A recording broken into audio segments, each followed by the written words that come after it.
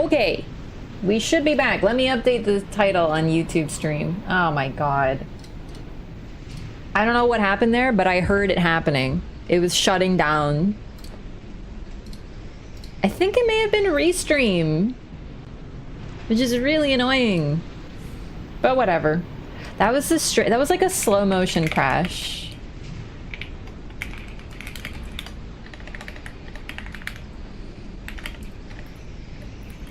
Alright, there we go.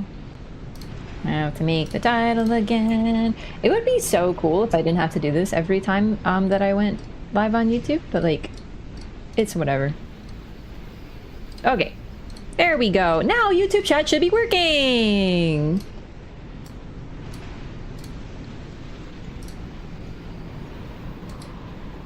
Okay, there we go. Thanks so much, Rob, by the way, for the $5 in super chat. I'm so sorry it wasn't working. I think that was something, I don't know what that was. That's actually never happened, but fuck, can I like test an alert? Let me test my alerts. How do I oh no. I think they'll be working now. I think I think Restream disconnected from YouTube, and it's thus sort of killed the YouTube stream, which is really fun.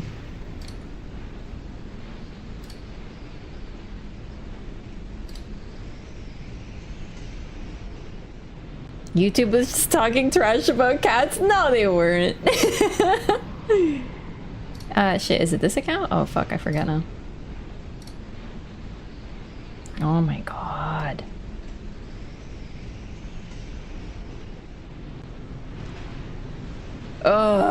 Okay, you know what? I can't check my YouTube alerts. I'm just hoping they're working. Hi, YouTube. Blame the cat for stepping on the wrong chords? No. No. Alright, we're back. Sorry about that. I hate when that happens, but we're back. So fucking annoying. Ugh, I hate having to restart the stream. Check it later? No, I just can't log in to stream my alert thingy. I just can't. Oops. It is fucking windy. God, I really do love it here. I don't know how they managed to make an ice zone so interesting. Look carefully. Bug? I don't know what these nerds are on about yet. Lose to Ava, the cat unplugged something? Huh. How do I get past this ice? It's too bad that it's frozen to Liam Lois. Also, yeesh. Dark. Oh, there we go. There we go. It works! Hey, thanks so much, Noble Wolf, for the 5R super chat. I appreciate that. Whoops. Burrowraph's iconic offhand Beanos. I'm trying to not offhand them so I don't keep accidentally Beanoing when I'm toggling.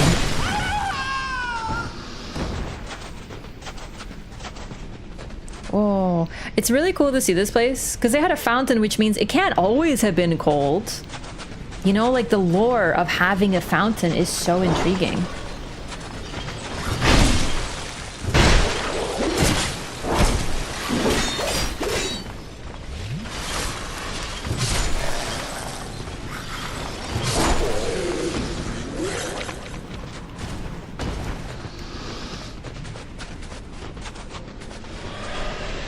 This place was cold, but it wasn't this cold.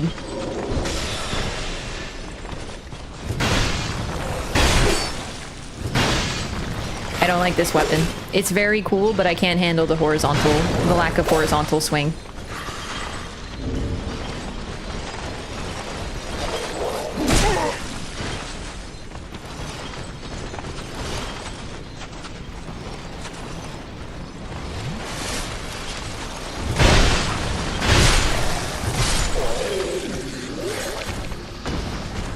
Bet your character's cold? No, she's too powerful to be cold.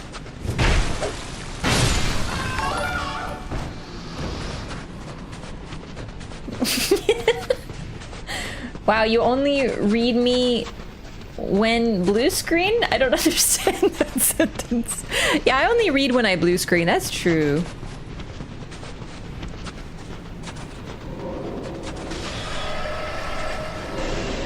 This place is so aesthetic, they even like hit you with like icicles. Do you know what I mean? Very powerful.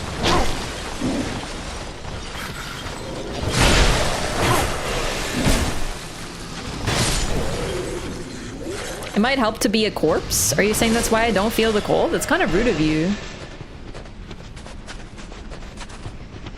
I can totally feel with my totally normal human skin.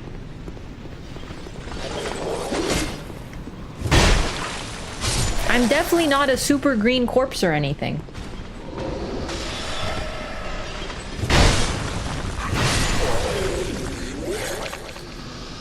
Thank you, Rob, for the $2 super chat as well. I appreciate that, now that it actually works. Oh man. I have to double check Restream to make sure it's working okay, but I think that might have caused a problem. No, I'm opening a door right now. You can't talk to me. Ow.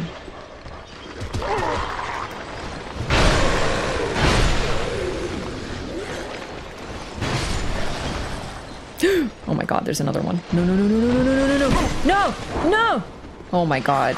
I also actually want to point out, because I always thought this was really interesting, I am almost certain that these guys are the same model, or at least, I say model, I mean skeleton, or whatever it's called, and when you make, enemies or whatever, as these ones with the spikes specifically on them, as the fishing hamlet transformed denizens in the Bloodborne DLC. I'm like almost 100% sure, because they have mini shields and they poke, and they have the same death sound.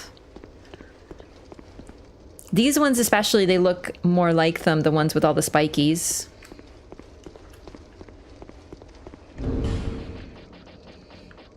This is what I really look like. It's okay, we'll get the crowns and it will be fixed.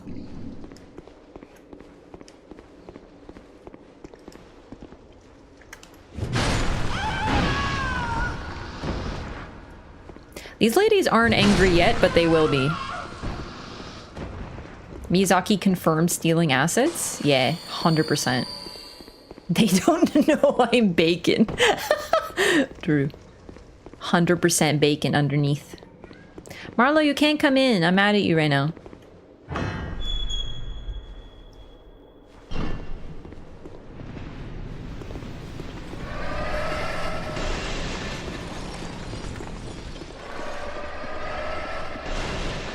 Maybe it's because the B team doesn't exist. There actually is a B team in Miyazaki's in the employ of FromSoft. It's called the Bloodborne team. It's B for Bloodborne.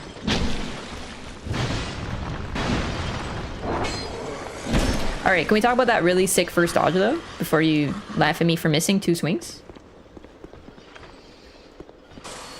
Kitty above reproach? I'm not actually mad at him. I'm like a little mad at what he did, but it's fine. He's a cat.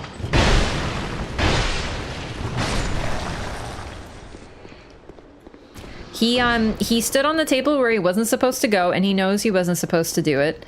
He ate some of a plant and then puked on my nice Amori desk mat. I cleaned it, but he knows he's not supposed to stand on the table, eat plants, and then immediately throw up. The throwing up is not his fault though. He's a cat.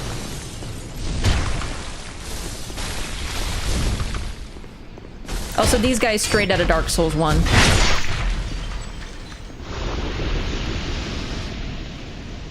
Pointless. Huh. Wow, these are all frozen. I wonder what's gonna happen. I wonder, could it perhaps be that we'll come back and the world state will have changed and things won't be frozen? I don't know. I don't know. I've never played this game before, but it's potential there, isn't there? I also want on record, I didn't crash Raph's PC. See, now that you said that, it's a little bit more suspicious.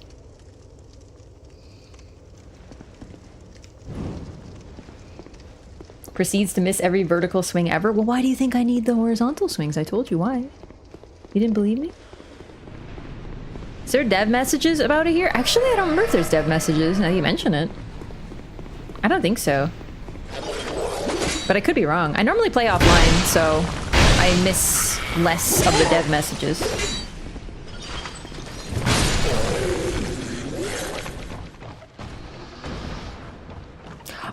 go? I was gonna say, where did my torch go? Oh, duh, it's too fucking windy. It put the torch out. Isn't that cool, though? I knew there was a reason I wanted to light a torch. I wanted to show off what happens, which is exactly that. It's too windy. That's actually also an interesting thing about this place, is it's so cold here that it manages to suppress flame.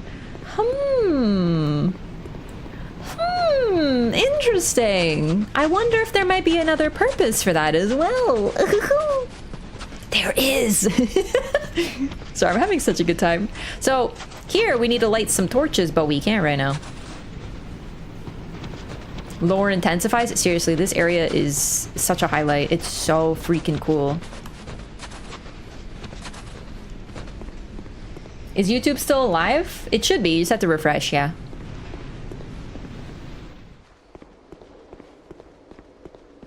Okay, so I think this is where the bell is. Hang on. I think I can handle this before,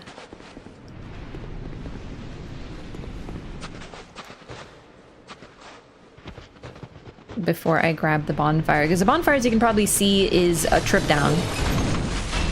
Wow, that was such a cool jump, bro.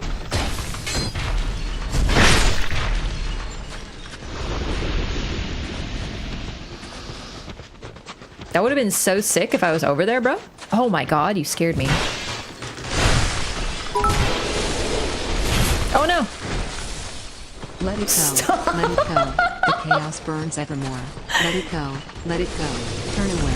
I've slammed the door. Leave this puss, or be my cat's prey. Let the wind rage on.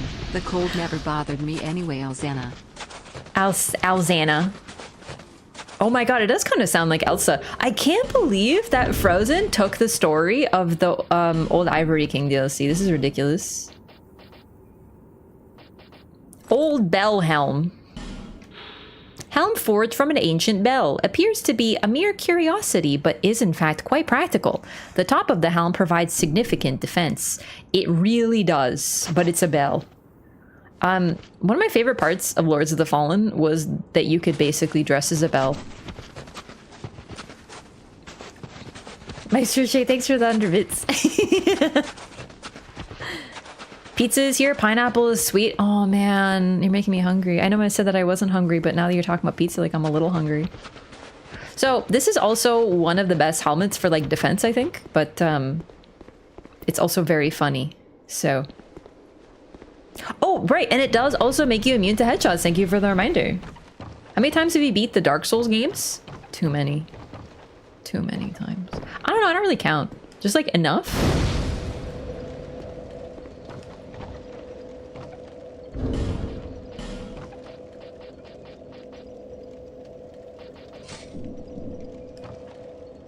Okay. I didn't think there was an illusory wall here, but I don't remember them, so...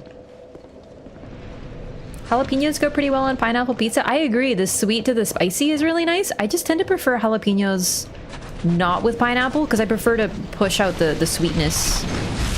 So like, I like ham / bacon. Because it's savory, but I feel like it enhances the sweetness more than the spice.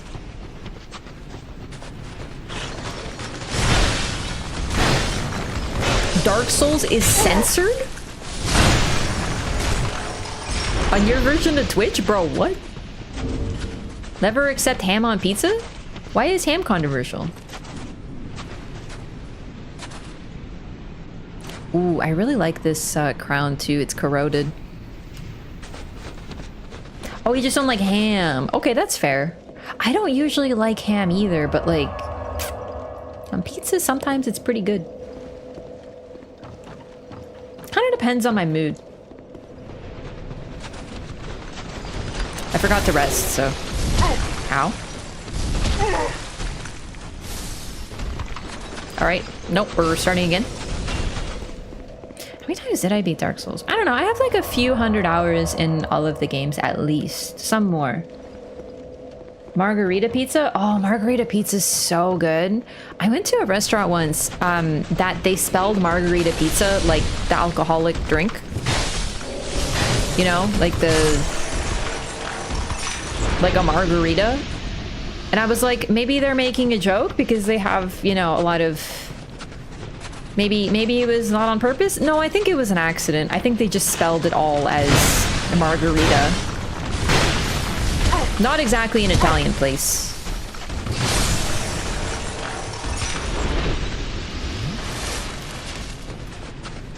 Oops, I gotta stop toggling. It's such a habit. Oh, here we go.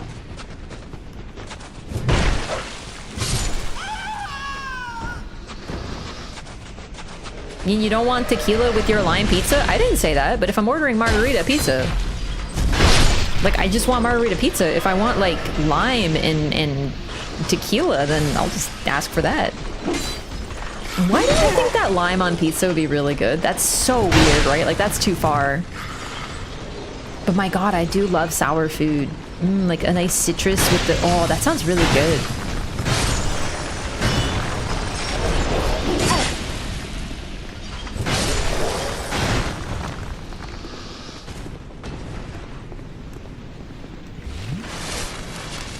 I think tequila pairs pretty well with pizza.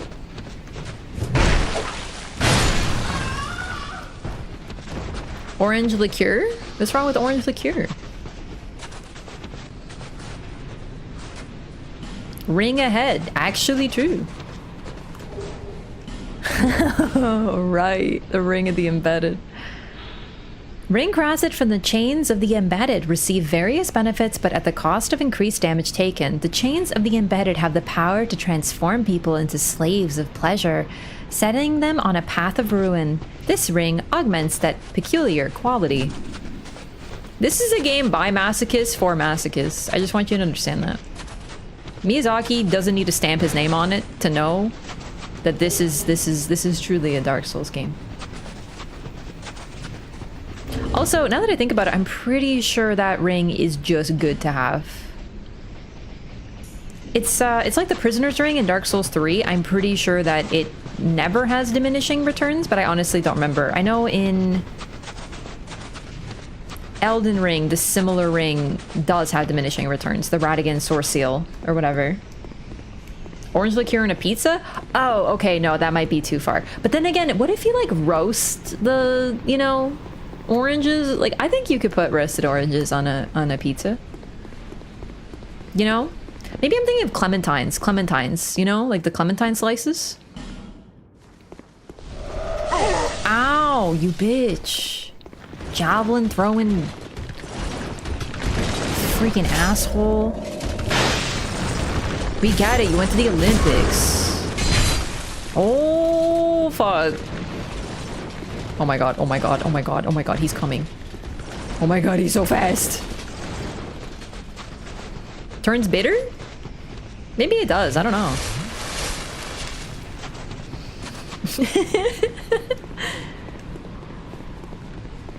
Time I hear margarita, I think of Inglourious Bastards when they're pretending to be Italian. Si, grazie. That's so good.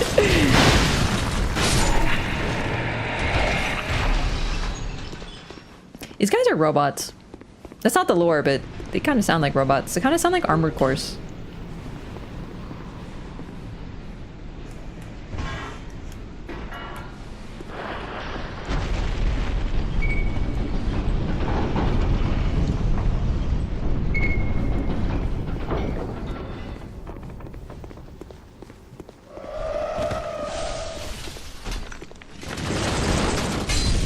Oh, it's such a beautiful sunshiny day out here.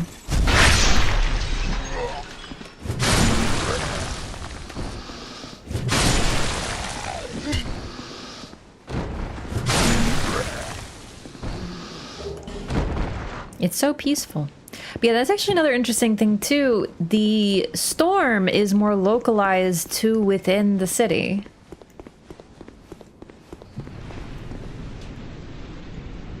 Very much localized. It's kind of interesting, isn't it?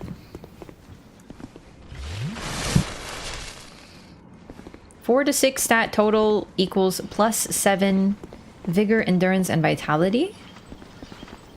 I mean, that would be good for me, right? Endurance. Like, less than it would be, but it still seemed good.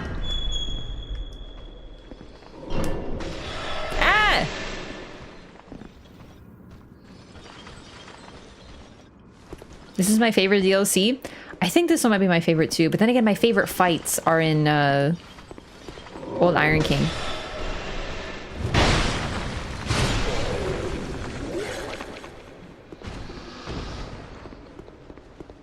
Never played the Dark Souls 2 DLCs. This looks cool. I feel like playing. You should. They're really good.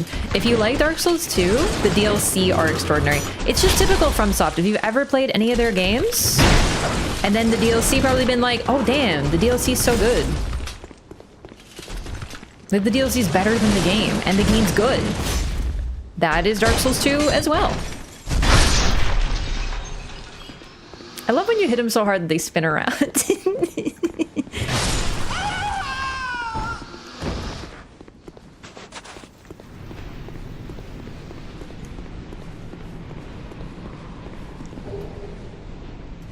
What is a BP? Gotta stop using such technical terms. I'm oh my god! There's some sort of invisible nerd here, I forgot.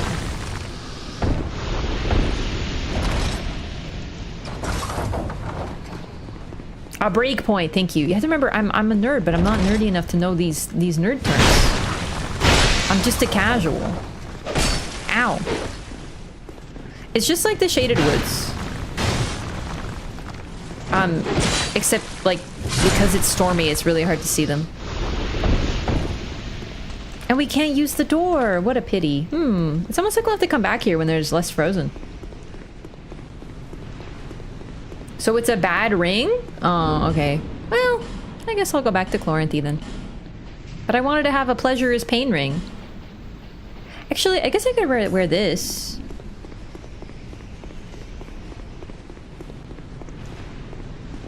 Is there another one of you? Oh, okay. Oops. Okay. So we are actually heading to that glowing light over there. We could see it earlier, but we're slowly trying to head toward that glowing light. We don't know that yet.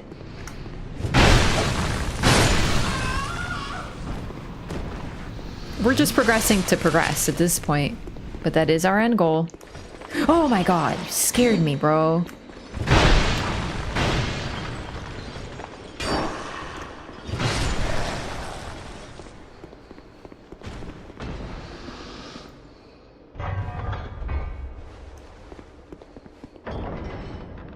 So we saw this one below. The elevator was covered in coffins. Very Bloodborne, actually. But we can't take it. However, now that this is out of the way, we might be able to go back down there and get something.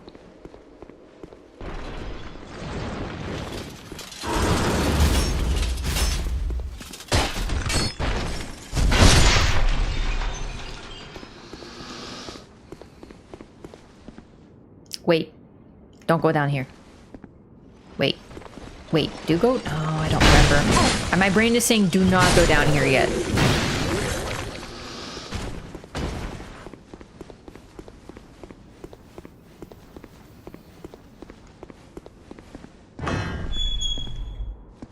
Wait.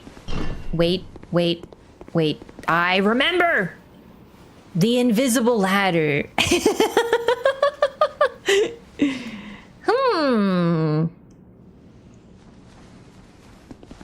So I'm kind of sequence breaking because I remember.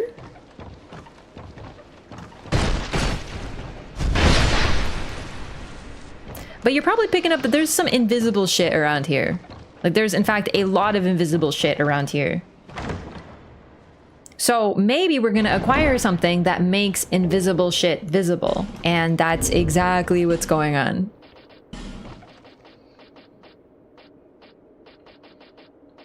Splintering lightning spear, developed from a primal miracle, launched splintering spears of lightning. Ever since miracles came to be, learned men have endeavored to rework and remold them to their satisfaction. This is one such effort.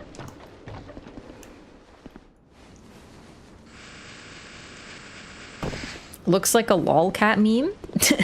Stupid. Oh my god, dogs.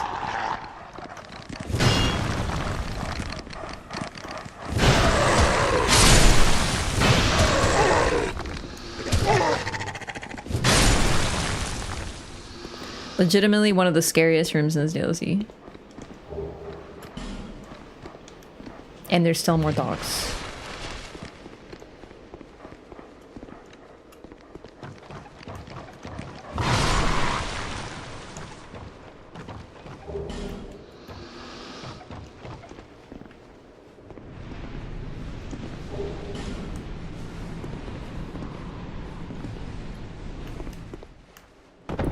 Oh my god, that scared me. All right, so we can't make it all the way. No, I wanted the item. We can't make it all the way up here. You might have noticed the staircase is broken. So basically we'll be able to see that there's a way up, but we won't be able to actually get there until later. Which is basically when we come back and the world state has changed a little bit, / we pick up an item and we're able to see that there's an invisible ladder. It really does look goofy though.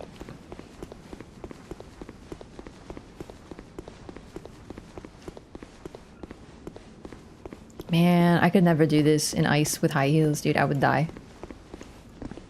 Be wary of front, hole ahead. Be wary of down. That's true. It's a one-way trip.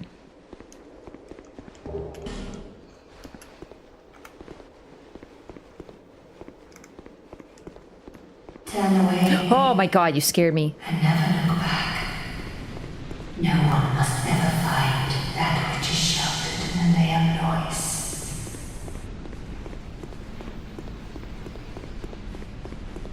She is not asking for help.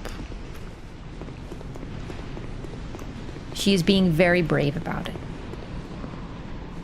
So yeah, there is this massive, crazy, weird light. We've been able to see this since basically the start.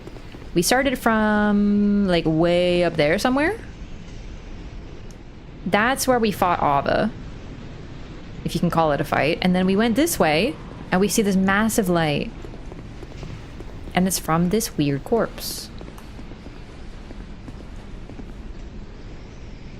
You can also see the light is glowing in specifically one of the eyes.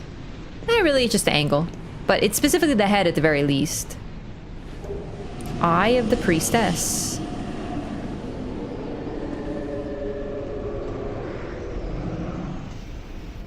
Not ominous at all.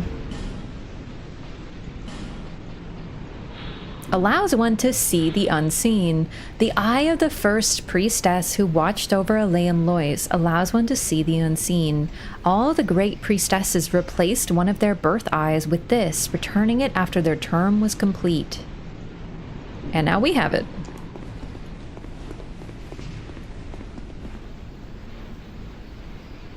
But now no one has claimed it. I wonder why no one's claimed it this time.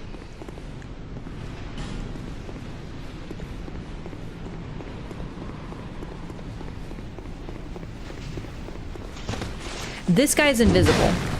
I'm pretty sure he is, because the others are the same model. I should have checked first now that I think about it.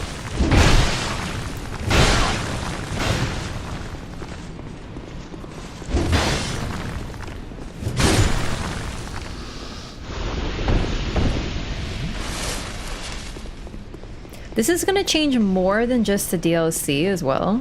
We're going to go back to the Shaded Ruins when I get to a bonfire, which should be pretty quick.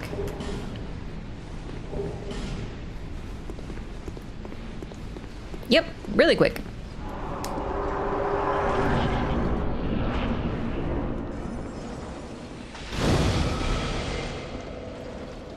Okay. From sus use of invisible ladders, illusory walls, though. The lore reason is just we can see the unseen. That's basically the thing. You're gonna see why they did this in this DLC specifically, but as you're probably picking up, we've seen things that we can't access, and we have to return to them at a later time. That's basically what's going on. This entire DLC is meant to be done effectively twice, but as you do it, things change. So we've traversed this area, and we're going to traverse it again to get all the stuff that we've unlocked, that we've seen that is not accessible. Isn't there an invader in this area that acts friendly then backstabs you? He's my favorite, yes. All right, let's go to the Shaded Ruins real quick, because I want to show this off. So this area has had these phantom-like enemies that are very transparent. They look like literal phantoms from other worlds.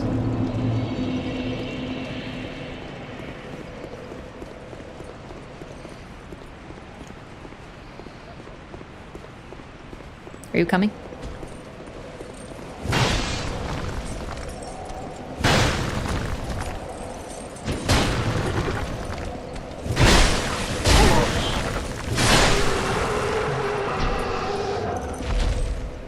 Maldron is very tricky, yeah.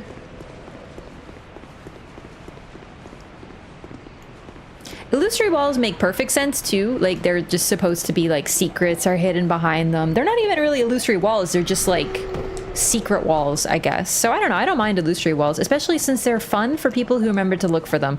There's such an amazing feeling in getting something behind an illusory wall. So yeah, these guys, they look like ghosts, but now they're just stinky hollows. That's it.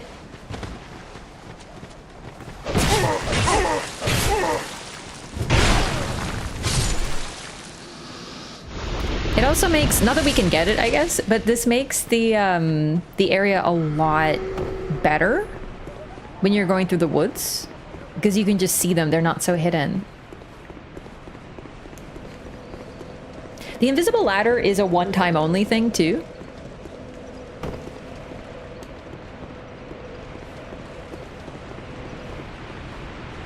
It's really just in this area full of unseen things. Remember in here, it was nearly impossible to see the phantoms as they attacked you, making it kind of spooky.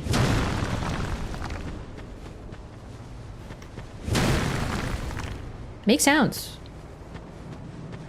Damn, okay. And now we see them, they're just guys.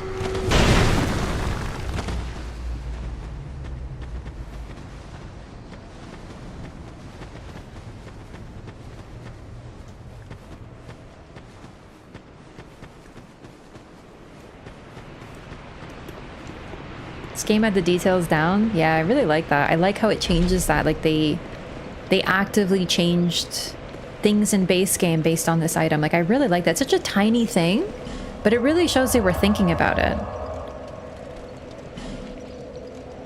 All right, inner wall. So we're actually going to spend our souls now that I think about it. Maybe we'll get a weapon from Ornifex. Or, wait, Nidalia. Oh, Nidalia has another item you can get. I think I forgot to read it. Yeah, okay, hang on. I think it's in Ornifex's place.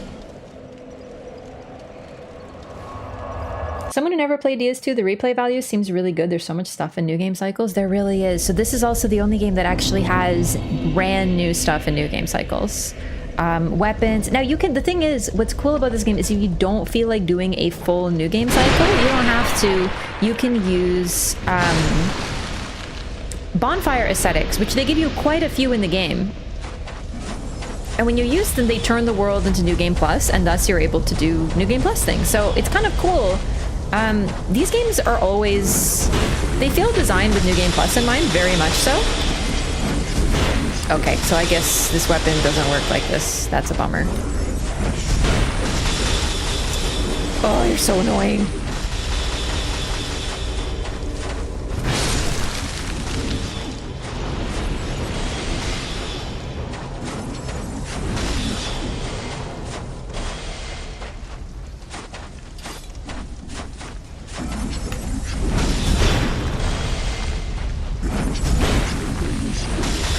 Before. Maybe he stepped forward. Maybe it was the angle. Oh, there we go. No, now it'll work. Bro. It worked before. It did.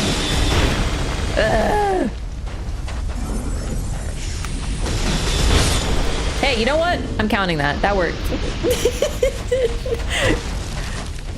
The Wrath Kofi and me, it worked. I remember.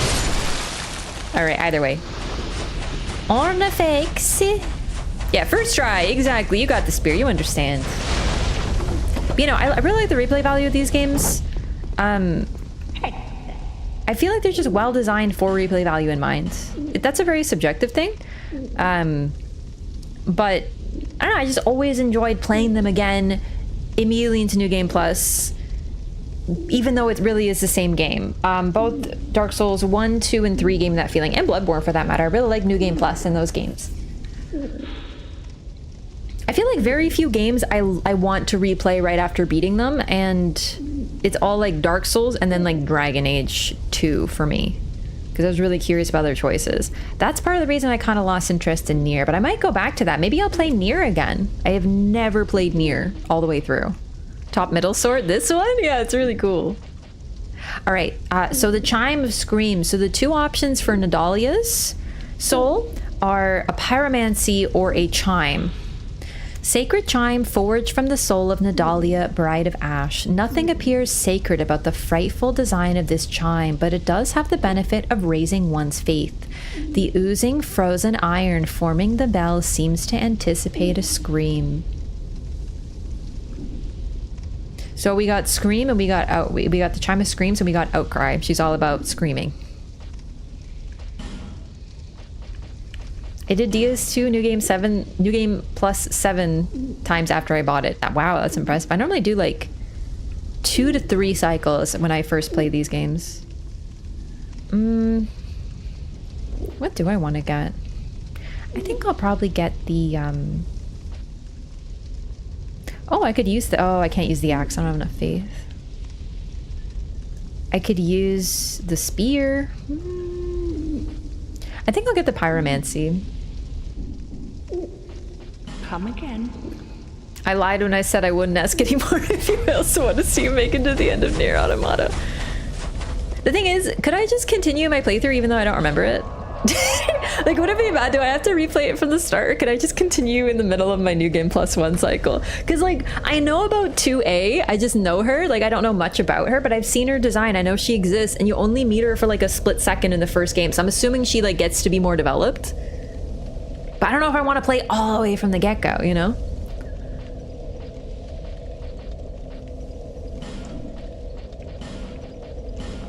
Feel like you should restart. I know you're right. I probably should. I don't remember shit all about that game. Chime is powerful for Hexer. The Pyro is my choice. The thing is, I think people can drop things from me in this game, so if I really want other items... And we're doing New Game Plus. I don't know that we'll do New Game Plus the DLC, though.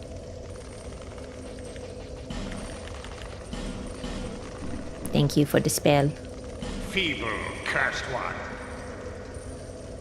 Do you really think you can manage the glories that are my spells? It's kind of toxic strayed, but okay.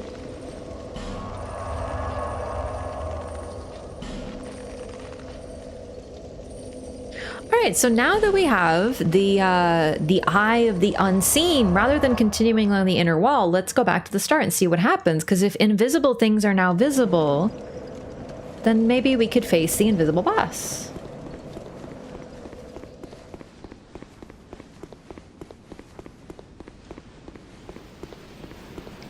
Fighting games I've ever played, I just can't tell you why. Doesn't it take 3 new game cycles?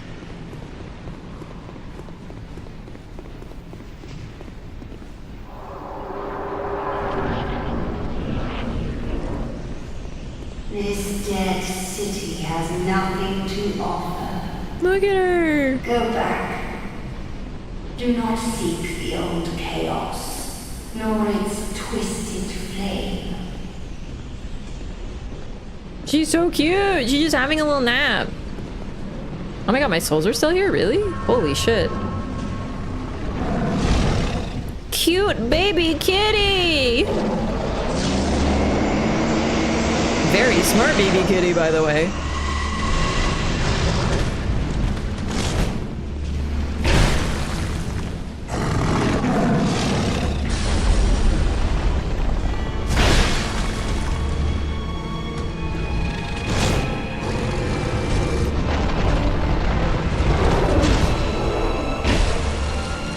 Very beautiful saber-toothed white tiger.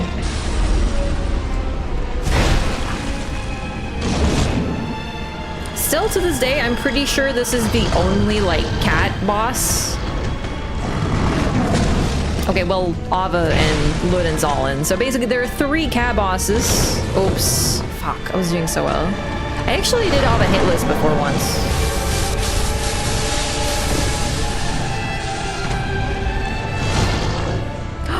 that track? So beautiful.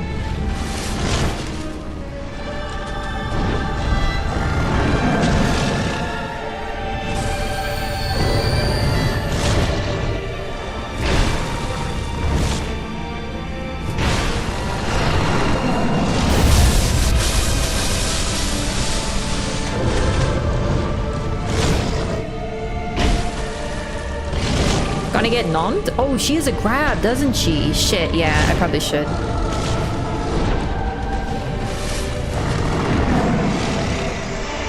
Is it a new game plus cycle? Alright, I know what you're saying. But the fact is that it was the same with a couple cutscenes different, and I got bored. I did. I'm sorry, I did. I'm hoping it gets more. I know it will get more interesting, but unfortunately, Nier did not hook me right away. I was like, oh, but I just did this part. I don't feel like I love the gameplay. Oh, there we go.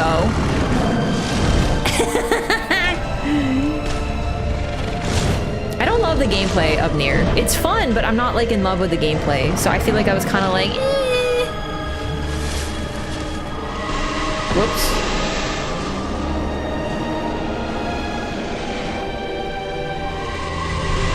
When I had to do the start section again, I was so annoyed. You were literally right on the precipice? Wait, what do you mean?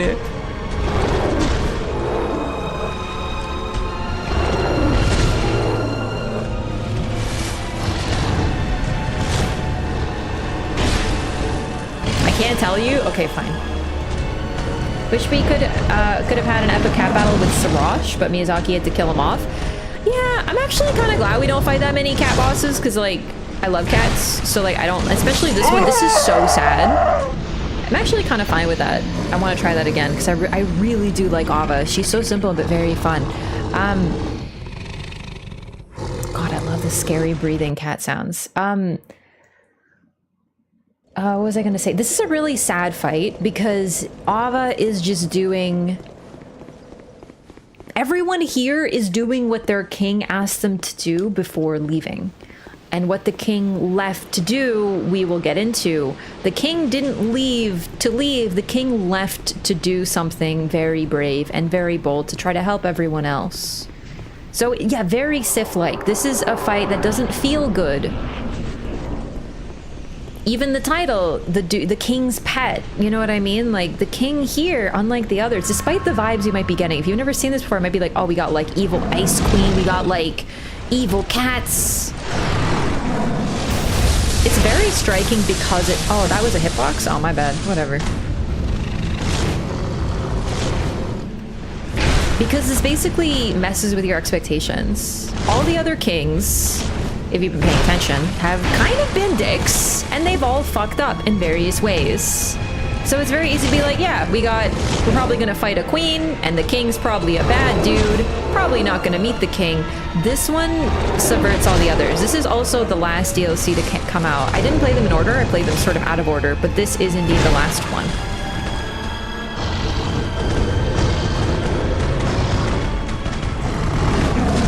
We are told to leave by the mistress of this land, who is trying to protect us.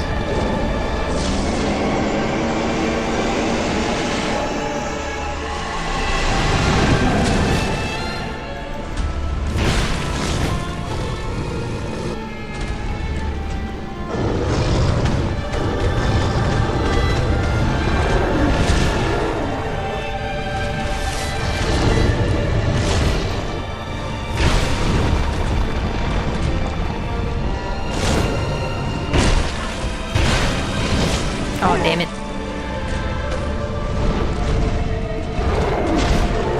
Feeling treated enough to go back. No, Pete's talking about Nier, which I've not promised to play.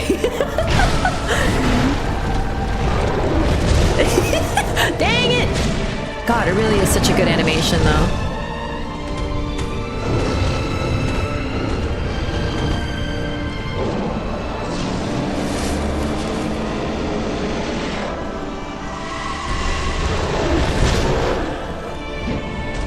Yeah, very much like Sif, actually. It's a great analogy. This character, this is a... The king's pet is doing what the king asked her to do. She's doing what she did for the king in life, and now that the king is gone. Oh, wow.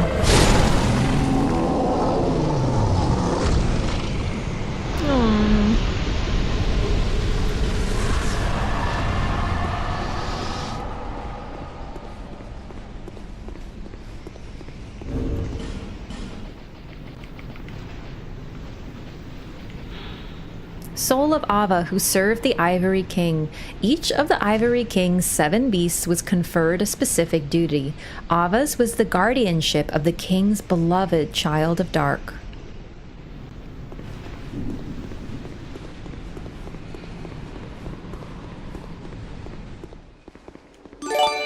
Like, I don't feel good about this one.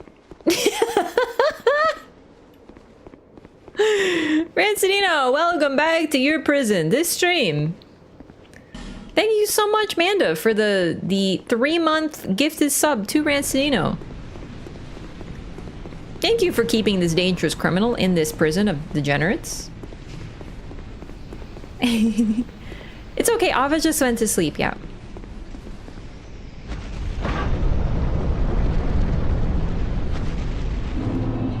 Grand Cathedral.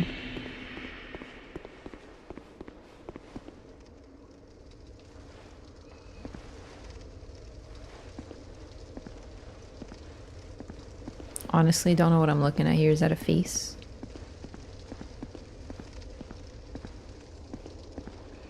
Yeah, this one I can't parse.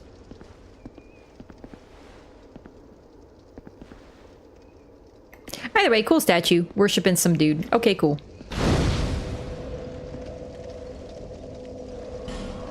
So basically, we killed a cat with a job. Sanctuary Garden boss is kind of half cat. It's okay. You know what? That's a fair point. Yeah, Sanctuary Guardian kind of counts. You've been long away. Well, do you sell, yeah, we'll buy some chunks. Visit me again, whenever you please. Wait, the whole pizza? Must have been hungry. Bearer of the curse, until...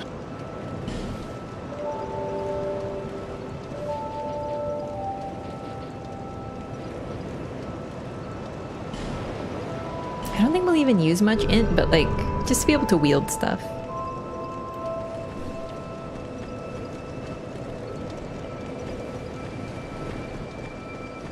I knew you'd be back.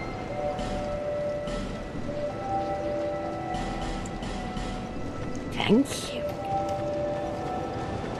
Alright, back to it. Alright, the bonfire kind of spoiled us what this place is gonna look like. Lionine, Misbegon are technically Lionine? Alright, you know what? You're technically correct, but like, my god, when I look at the Lionine Misbegon, I'm not like, oh my god, a cool cat. You know? And I was like that with Ava. Playing with the graphics update mod. No, this is pure vanilla. I'm literally on console.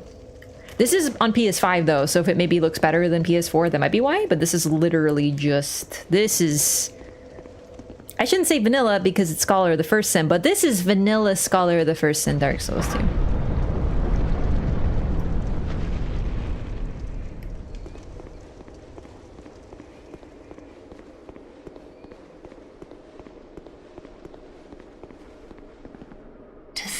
Ava could be bested.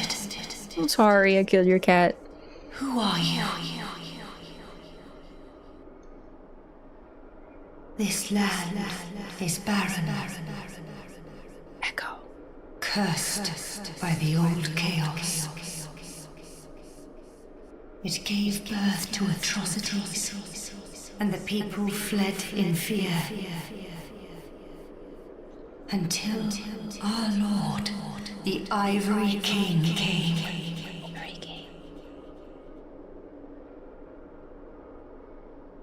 So we're gonna get a whole lot of lore right here from her, the woman we've been hearing this whole time. But this is the only time we can actually like talk to someone in the DLC. This is really the only DLC with an NPC now that I'm thinking about it. My dear Lord, a most true king. They loved each other. It was with his magnificent soul that he built a Leam Lois and contained the spread of chaos. God, the echo effect is really but the dramatic. Chaos would not be sated, and the king gave his own soul.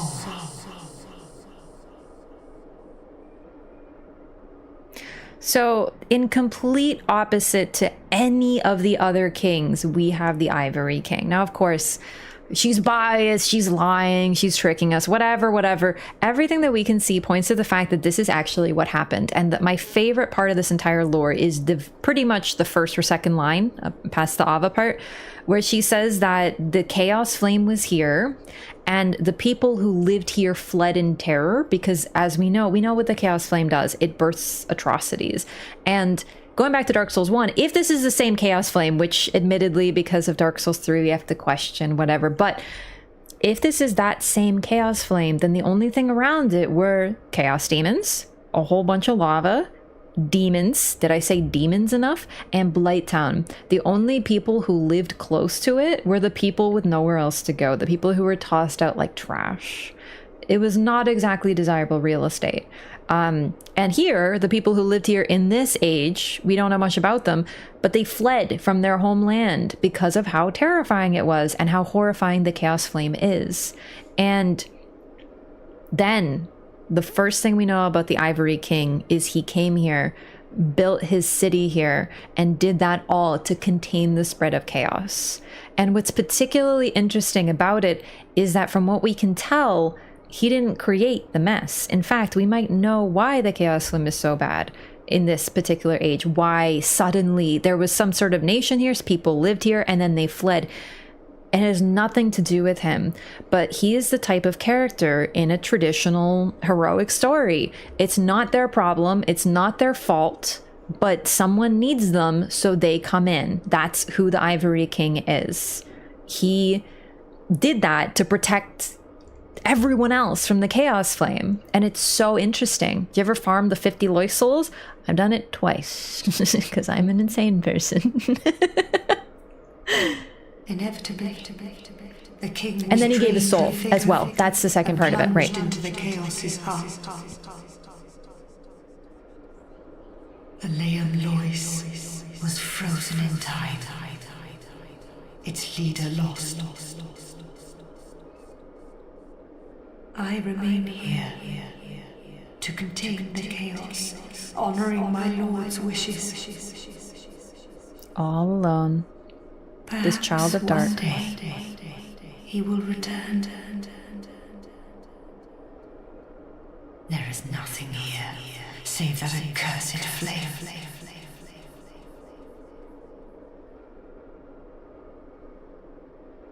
Yeah, you know, like the idea of everyone running in terror and one person's going in, that's the Ivory King. Like genuinely a heroic individual. Not saying he was perfect, but from a narrative point of view, what we can tell is that he was noble, valiant, beloved, and heroic.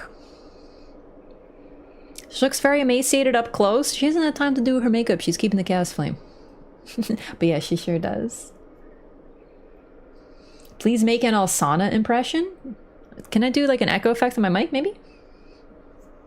The Vine Beast Dancing Lion is a cat costume? You know what? At this point, you're right. Elden Ring technically has like 4 cats. Close enough. We farming or shooting this run? I don't know. I haven't decided yet.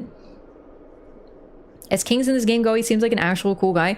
Genuinely, from what we can tell, he is the only king who isn't a genuine asshole from step 1 to 50.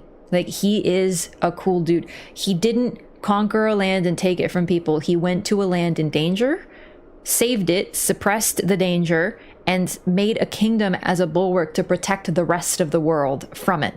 This is also why it's all cold and icy.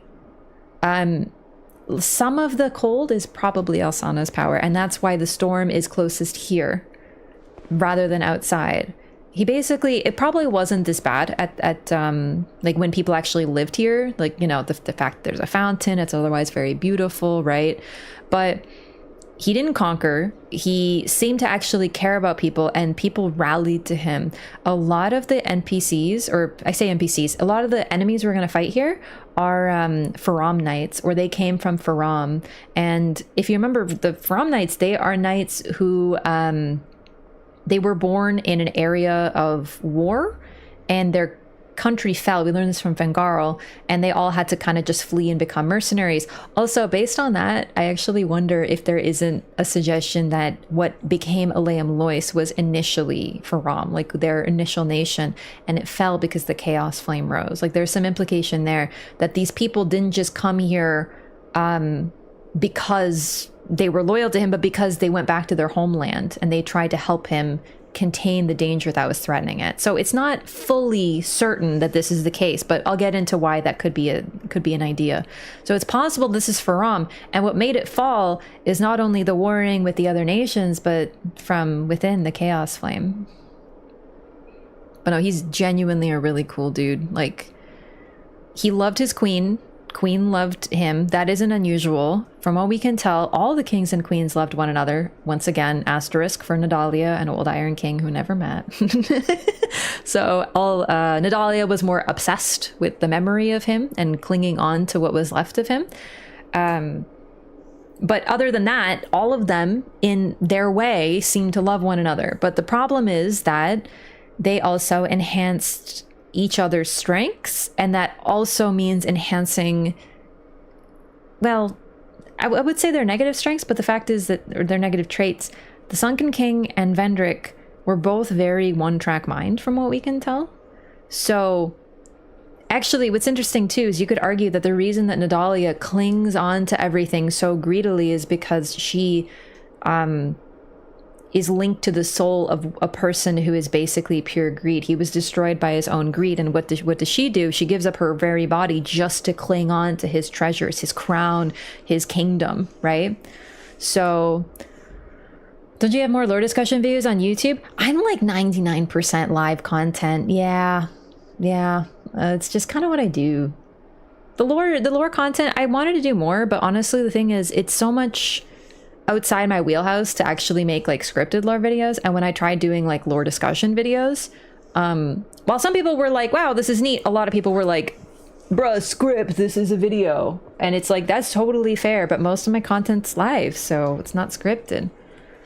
Anyway, I just really think that this is an interesting case, but what's interesting about Ivory King is he's the exception, and as is Alsana, but I think that people misunderstand why they are the exception to the general rule.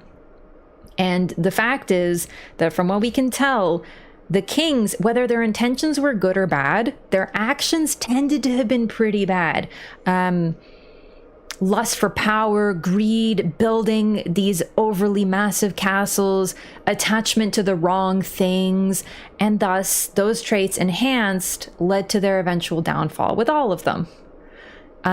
Versus the Ivory King, he was someone who went into danger even if it wasn't his responsibility and tried to protect other people, and that's basically why he sacrificed himself in the end. I prefer my lore raw. It's like the worst way you could put it. I'm basically like the cookie dough of lore because it's all raw. Yeah, not cooked at all. But you don't get salmonella here. It's like good. I have but one wish. That my dear Lord might be freed from that unspeakable chaos. I haven't the strength to help him myself. But perhaps one such as you.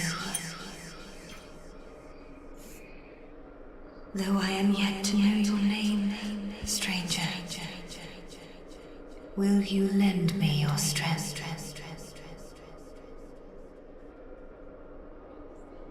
What if I say no? Then be gone. There is nothing here. Nothing at all. Bro, I immediately actually feel so sad now. I'm so sorry. Stranger, are you now prepared to plunge into chaos? I'm not scared of chaos. I'm in Twitch chat / YouTube chat all the time. Kind visitor, I thank you. Let me open the path to chaos. And please, Do all you can. Stop talking about raw lore right now. We're having a very emotional moment with Alsana.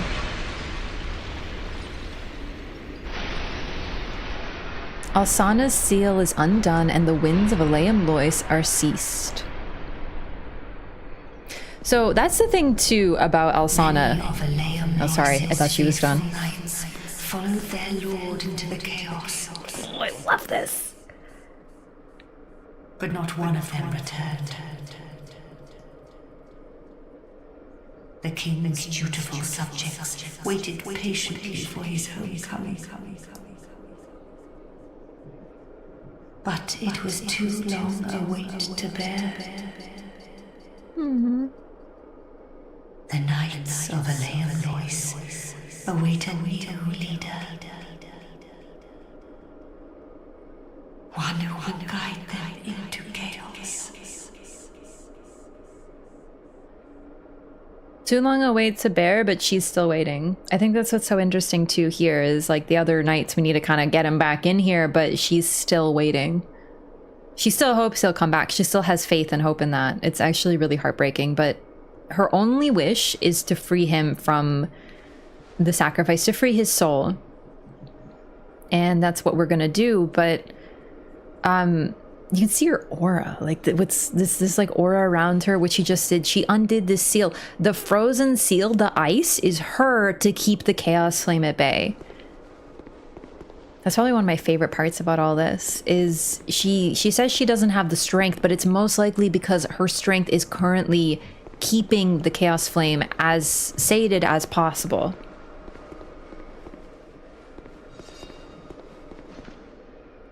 Here he is, he's waiting. So this is one of the knights. And as you can see when we approach, he makes ready. So this is, we can literally just fight the boss right now if we want to.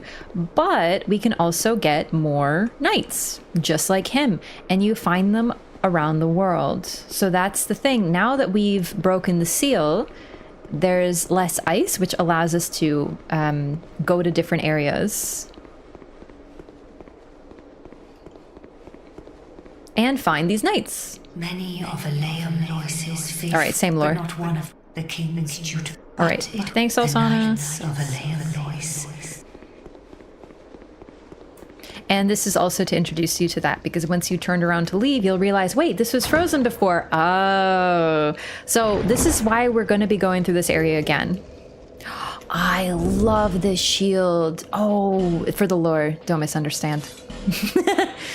Shield depicting a priestess of Aleum Lois emanates a certain heat that heightens the abilities of its bearer. The priestesses who devoted themselves to appeasing the ancient flame are no longer, which is also why the Eye of the Unseen, or Eye of the Priestess, which allows you to see the unseen, has no master, has no owner. So basically there was a line of priestesses, and their whole role was to keep the chaos flame at bay.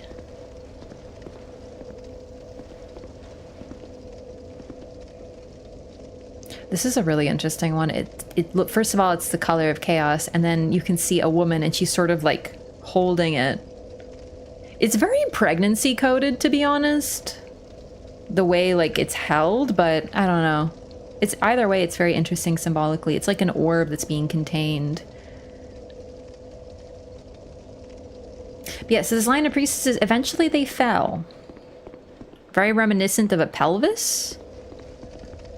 It sure is. Yeah, absolutely. I remember one time I said that this is like weirdly pregnancy code, and someone's like, you're looking too far into it. That's totally a pelvis. 1000%. It's weird. It's almost as if they contain the chaos flame within themselves, because it's specifically a line of priestesses. It's interesting. It's strange, but it's interesting. And especially the term vessel, right? Like it's like they became a vessel for the chaos flame, and thus it didn't grow out of control. Bit weird, but that's maybe what they did. Yeah, pregnant with chaos for real. Anyway, we don't exactly know, but we know the line fell. We also know that the priestesses gave up their eyes, or one of them, sorry, to get the new eye. We also know that they're associated, this is associated with the chaos flame, and that eventually one of them failed. And then we also know that in the base game... Oh, too many dots, Mr. Meat Chunk, sorry! Chaos Flame has always been women, actually. It's true, the creator of it, the sisters. Yeah, no, it's really interesting. It might literally be a line of Chaos Witches drawn directly from the Witch of Izalith that are able to keep it at bay, because the ones who seal it in the first game, we take the Witch of Izalith's soul, but nonetheless, the Chaos Flame continues. It always will. And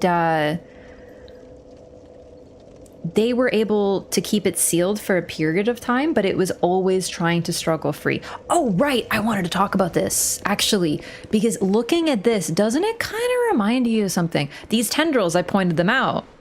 They came out at us the moment we tried to enter Aleum Lois. And your first impression when you see weird, scary frozen tendrils and then a spooky, menacing sounding voice, you're gonna think, oh, someone just tried to attack me.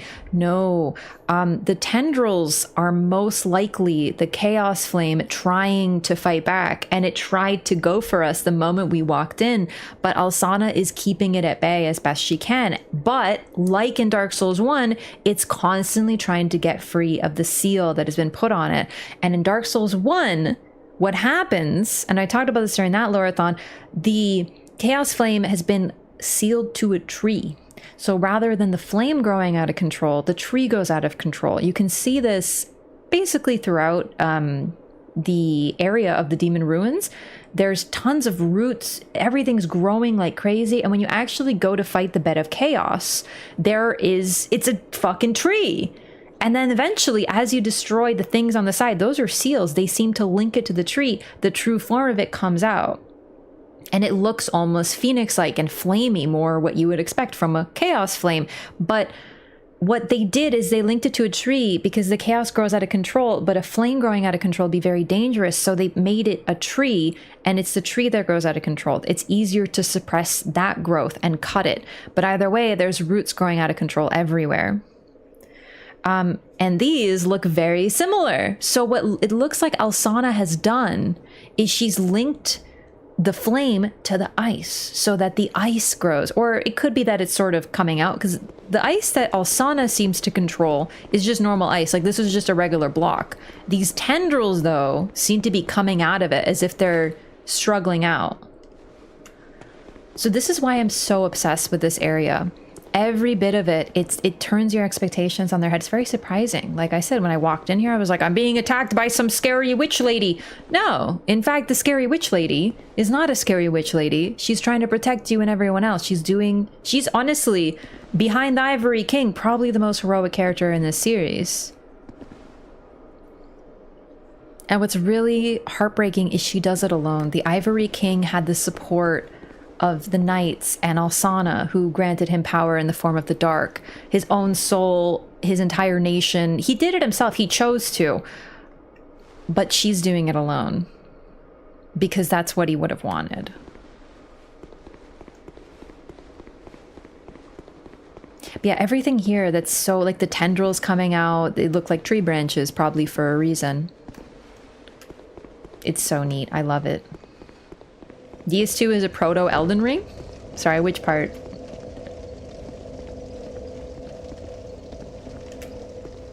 But yeah, the storm has stopped now.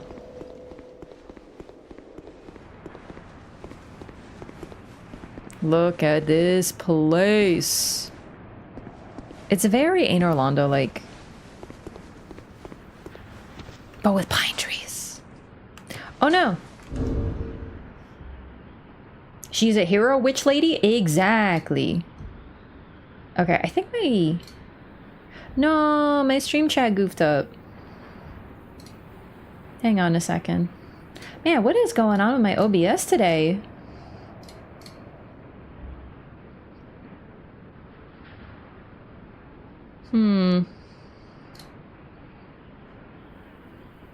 Oh, there we go. All right, it reconnected.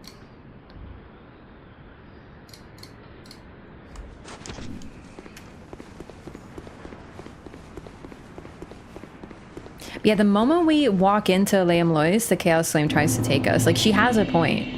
This entire time, it's just waiting for an opportunity. If she wasn't here stopping it, this entire place would probably be a gigantic fireball. Oh wait, I didn't finish my thought. Sorry, I got distracted.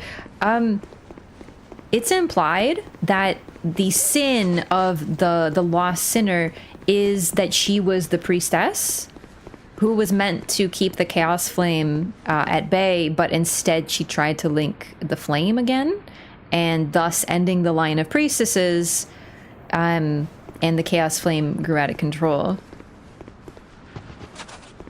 It's sort of tangential, but I think there's a couple items in this game that suggest it, but one of the main things is that the tiny chaos bug that crawls into her eye, it's as if she has an empty eye socket because she replaced one of her eyes with the priestess eye.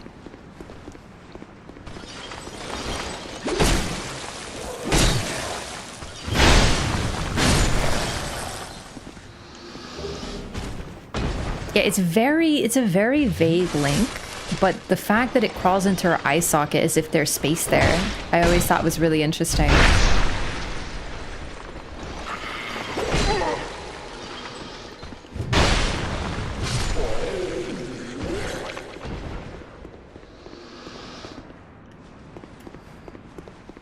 Lost Sinners from Liam Lois? I think so, yeah. And the fact that she allowed the Chaos Flame to grow out of control because she didn't do her duty, that would be indeed something that I would call a sin, maybe.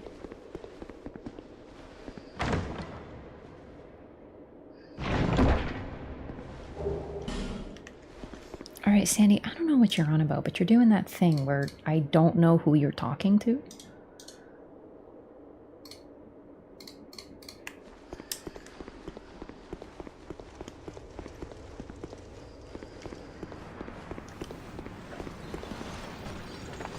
You guys don't get pissed yet? I thought you get pissed now.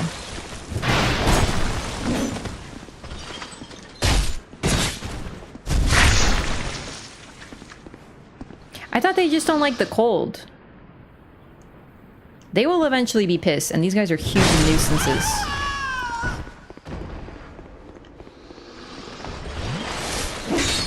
Alright, so first things first, I'm just gonna go through the level again, because we will be able to access new things. Only get up when you walk past them to a trigger point? That's what it is. So they wait for you to walk past. Tricky.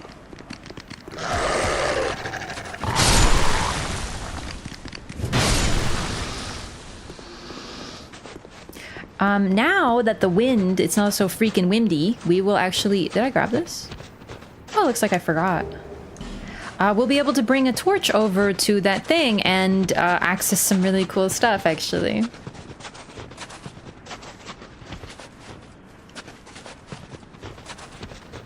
Yeah, we now don't have line of sight, so this place is a little bit worse. And look at them go!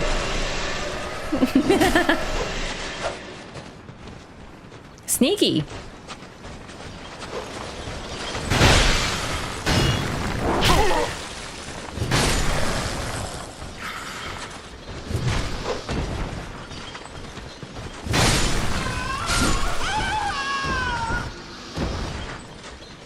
They're wearing shorts in the cold, bro.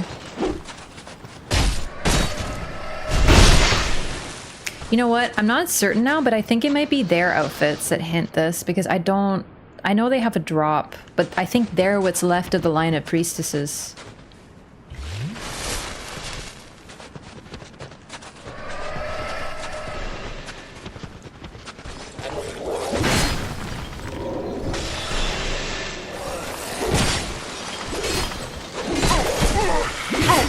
God damn it! Oh shit.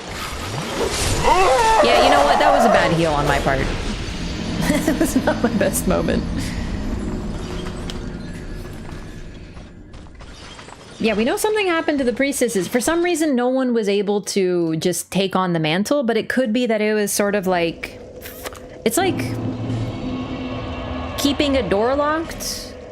Just to make an analogy, like if you...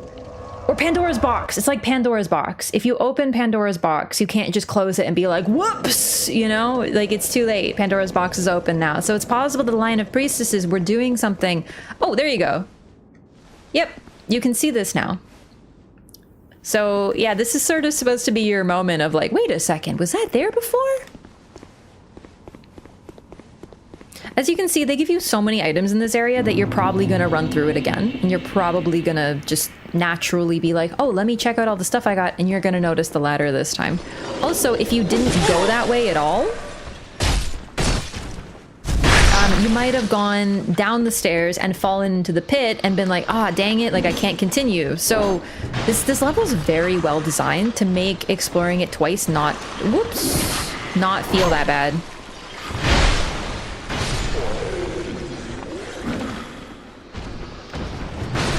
It gives you multiple ways to see everything that you missed as well.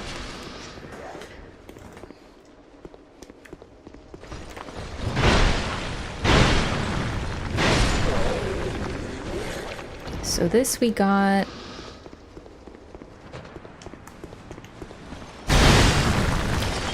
I missed.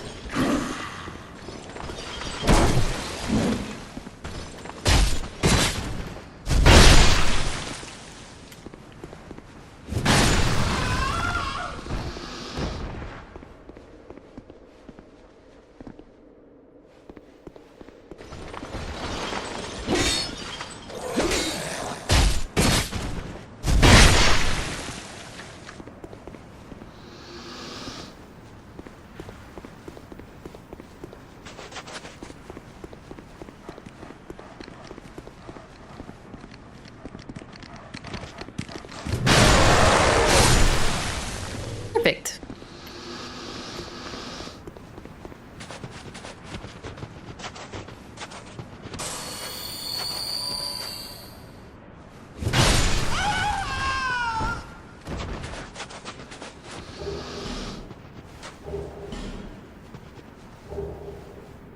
Retainer staff. Maybe that's what I was thinking of.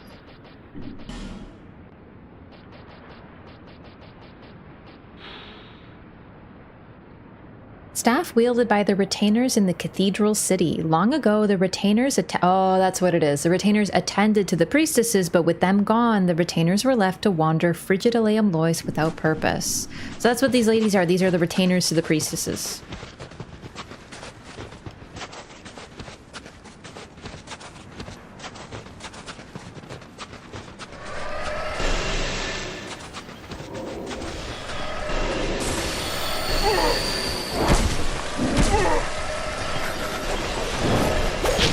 Oh my god, this whole section is probably the toughest.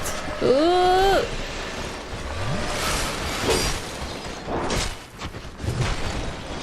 Did you just get backstep iframes?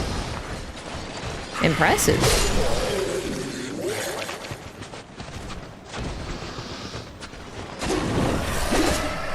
Woo! Perfect hitbox.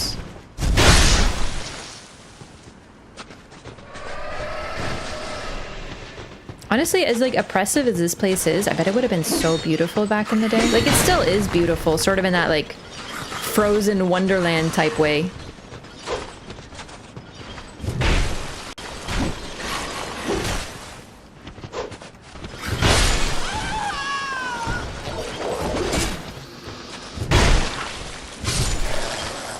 I love their weapons too. Can we get those? Oh, is that the ice rapier? Is that what it looks like? God, it's so pretty, but also awful.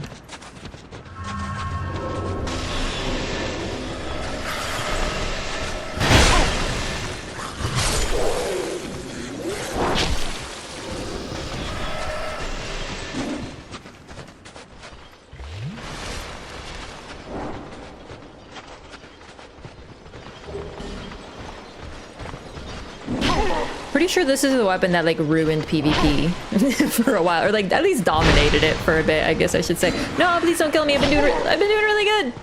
I'm almost done.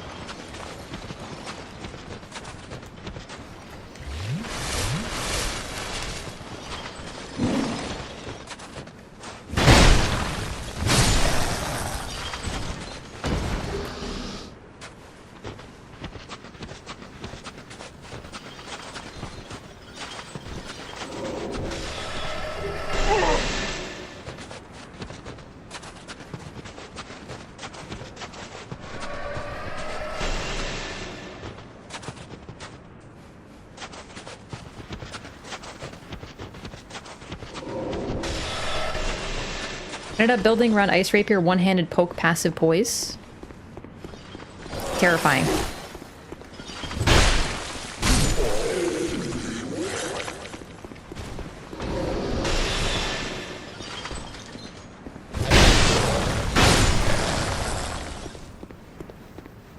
Alright, the torches. They're nearby somewhere. I just want to double check this area. So we can also go over there, which we will shortly.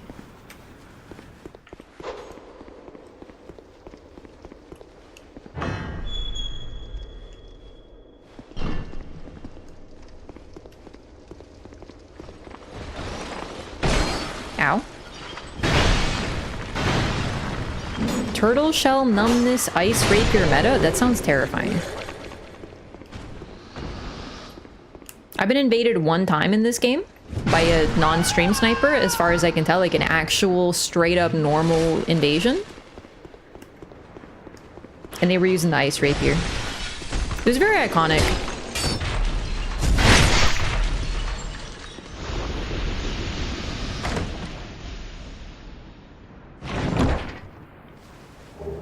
Soul vessel. I think this is where we get the one of the Faram items. Sorcerer's Twin Blade. That wasn't what I was thinking of, was it? It might be.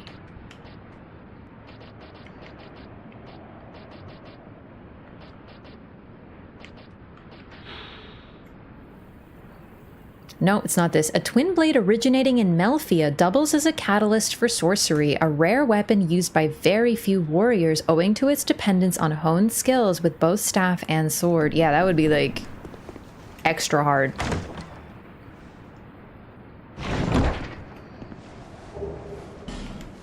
It isn't this. I might be nearby. Maybe that's what I'm thinking of. There's an item somewhere around here that's like owned by an old general or something like that.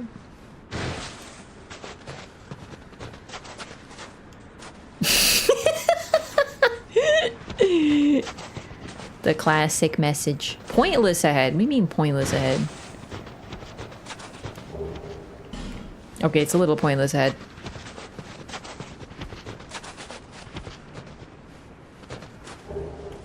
Oh, the dark clutch ring. Okay, hang on.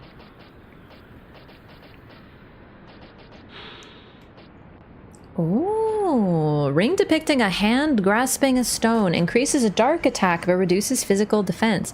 The origin of this ring is unknown, but its design suggests one of the darker deities. Effective use of this ring requires skill on the part of its wearer. All right, I'm not gonna wear that then.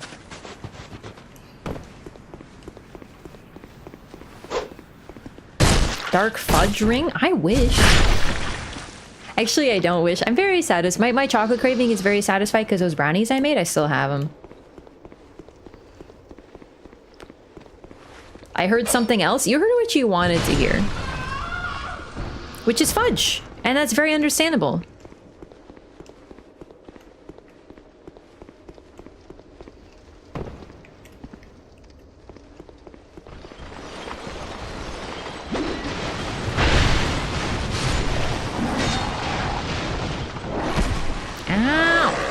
Wait, there's a dog too? Oh my god. Good thing I got horizontal swing. Dark fudge ring. Oh my god, I would love that. It's still fresh because they kept it so nicely refrigerated. Yummy. What's the best before date?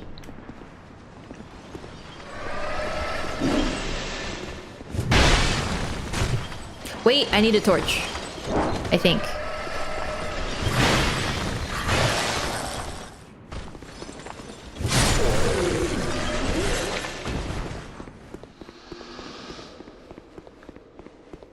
They give you this torch here to sort of be like, hey, you should use the torch, and then you use it, and it's like, oh no, it's too windy.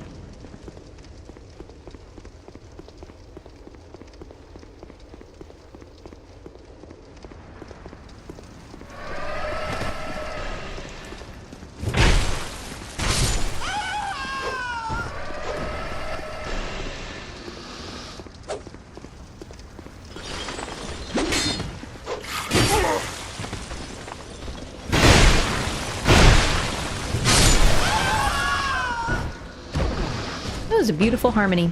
I love how they all use like ice magic here. It makes sense, they're all frozen. A lot of these are also frozen golems, but it's pretty interesting that they use ice magic. Is it considered a sorcery, chat? I actually don't know. Now I'm thinking about it.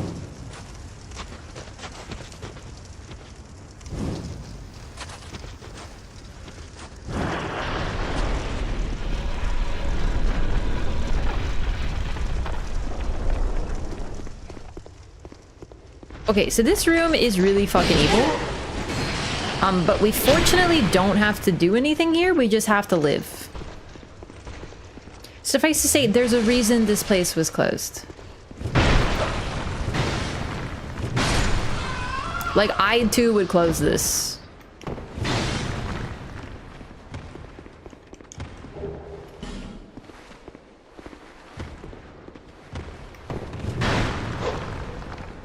Well.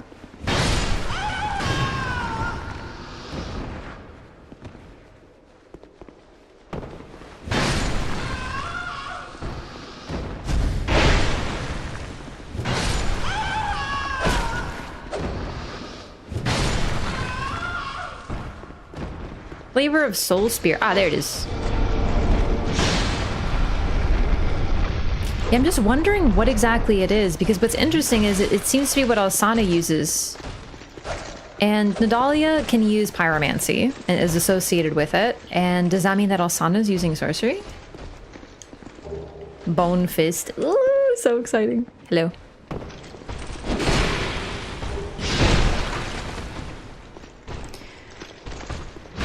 This key leads, I think this is the key that leads to probably the most hated area in the entire series.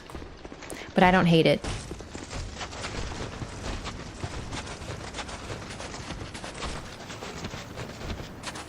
You might though, we're gonna be there for a few hours statistically.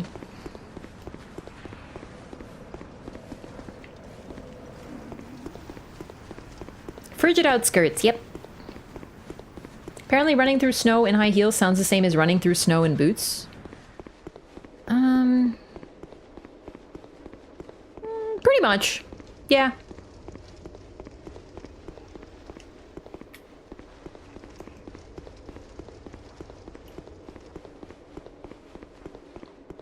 I got a little turned around. I forgot where I was going. All right, so now we can go to this bonfire.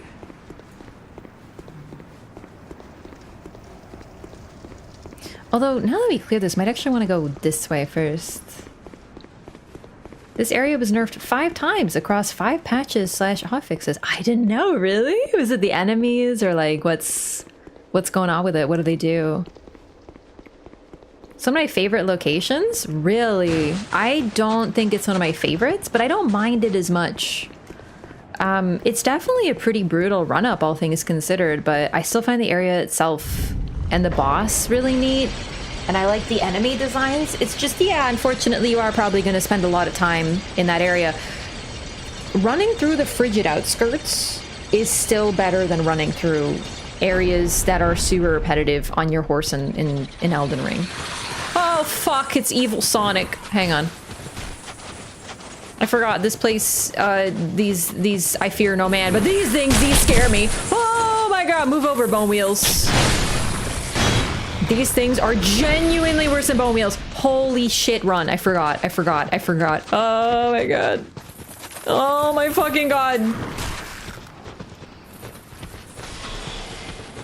I'm not dealing with you right now, Nikolai. I have bigger problems. I ran out of stamina. Hold it together, woman! Oh! You know what? This is fine. Like, these things are scarier to me than those fucking evil horses, I'm telling you. Whoa. Alright, yeah, I kind of forgot. Like, I knew that led to that, but for some reason I forgot just how nightmarish it was right away. So, you know what? That's alright. We'll be right back. I'm just gonna...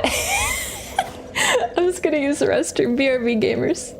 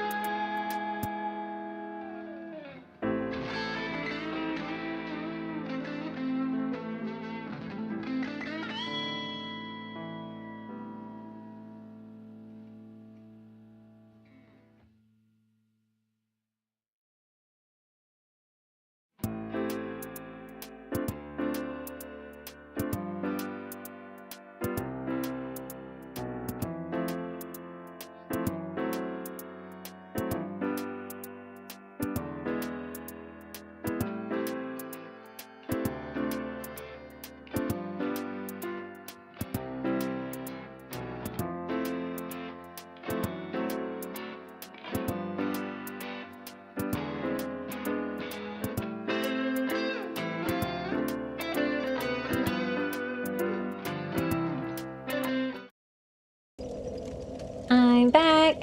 All right.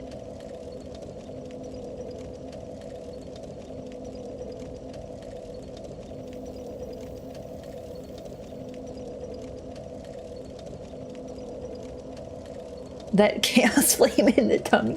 No, my tummy's actually doing great. It was bothering me a bit last week. Like I just had like, I don't know, my tummy hurt, but I was being really brave about it. It is an eye. Oh, that's so neat, actually. It's not really an eye. It's just like, it's sort of the pattern of the door and the thing is, but that's so neat, actually, how it looks like an eye. It's like the moment you come close, you're perceived. Oh, I do love that. That's so neat. I love the idea of a queen who casts a spell of ice on the entire kingdom, but it's actually for good. Like, it's so interesting. I think that whole concept of an ice queen who does it for good is kind of the whole thing. Like, Alsana is very blatantly not evil. Do you know what I mean? She's like, I care about my king. My king was a great man and he sacrificed himself. And he built the mighty Liam Lois and blah, blah, blah, right? Like, because we talk to her, it's very easy to get her entire motivation. But considering her whole story, I think it's impossible to just easily dismiss, oh, the queens are evil. Like, I honestly, from the bottom of my heart, don't know how people do it. Like, I don't know how you can play this and go, yeah, oh, yeah, the queens are just evil. Like, come on, man. Alsana? I don't even think the kings were evil. Honestly, Sunken, admittedly, his entire piece of characterization is that he really worshipped the dragon and cared more about that than anything. Vendrick is a little bit more... We get a little bit more of him because he's the most current. We actually get a name. But his whole thing is conquering, wanting power. Whatever you want power for, he got it in a very Gwyn-like way. So it's interesting that he was trying to undo the sin of Gwyn, right? He was like, oh, I'm gonna break the curse created by this Lord of Sunlight, but his technique was very Gwyn-like. Conquer and kill. Get a more powerful soul. It's eye-adjacent? Exactly.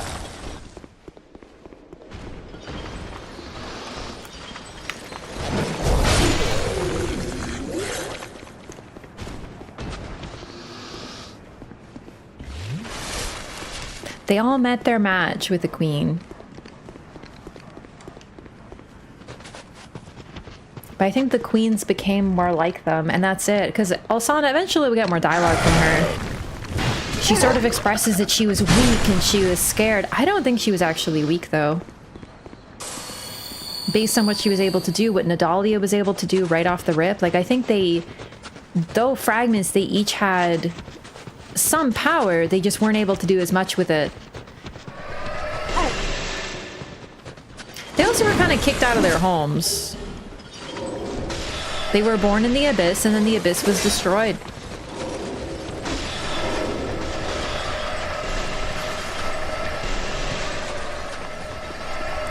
Ooh, I didn't send the elevator back, did I? Oh, that's not smart.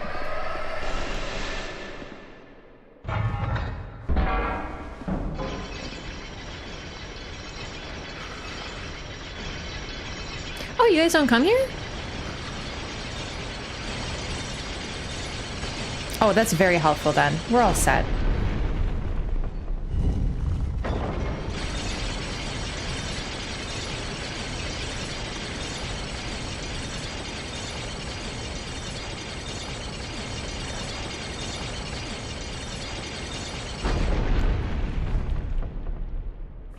I have faith that we can do this, but the problem is I want to show off something really funny that happens, so I'm probably going to need to die.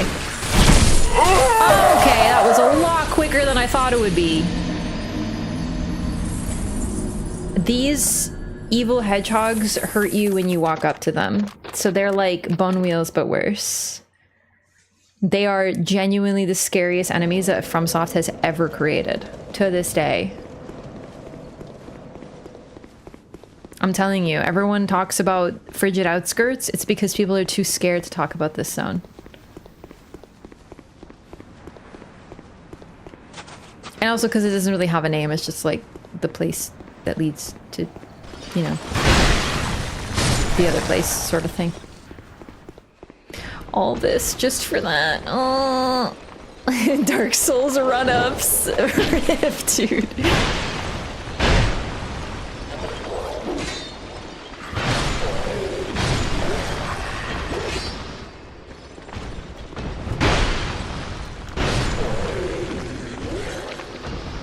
Hedgehog Run has never seen any survivors escape to tell the tale. It's true. There's actually another reason that this is a very terrifying area. And the problem is, because I want to show it off right, yeah, we're gonna probably die a few times. But it's really funny and worth it. Zero poise, haven't had ass. Okay, but like, I don't have the mechanic poise, but I have real poise, because look at my straight back and my posture. You know? I for Gore is very classy. She's a classy lady. Also, look at the sword she's carrying. Would you really have nice posture, nice poise if you were wearing such a massive, you know, sword? Oh, right, the soul thing? The soul thing. I was talking about Maldron. Listen, if you were wearing a dress in this temperature with an open back and high heels and you had a sword this big, how will your poise look like?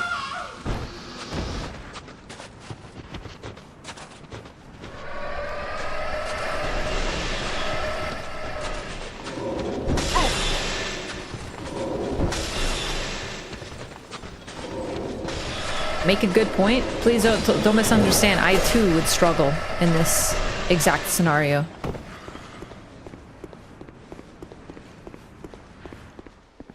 Find the killer hedgehog that it turns on a bunch of golems.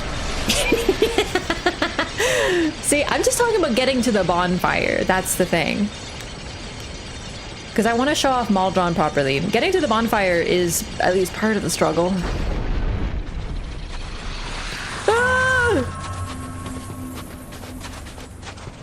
At least now you probably have an idea why I'm so scared of these fucking things. They sound like jingle bells, but they hurt like devils, you know? What's over here? Anything? Hexer Nikolai, I do not have time right now!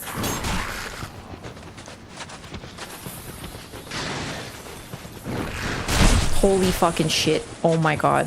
Get out of here, Sonic. Oh no!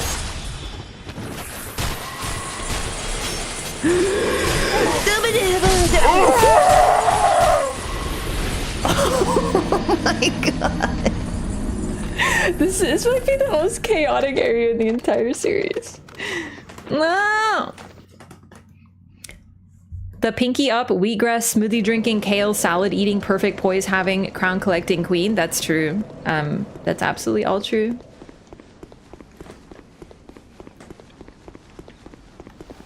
Same place? I don't know. I think I made it a little further. No, I made it to exactly the same place. Not the same place as last time, though. Listen, like I said, I am scared of nothing in this game. I'm not scared of frigid outskirts, even. But I'm scared of those hedgehogs. So I think in all of the games, I'm scared of two things. Those hedgehogs and brain suckers from Bloodborne. And that's it. Everything else, I'm like sane. I'm not even really that scared of the winter lanterns. Like just like a little bit, but like not really that much. But those guys, oh my god, no. I'm scared of the dark and girls. Fuck, do not play this game. There's a bunch of girls who are literally of the dark. You're fucked. This would be the ultimate scary game for you. Look away quickly. I'll tell you when she's on screen, okay? Inside Ussy? No!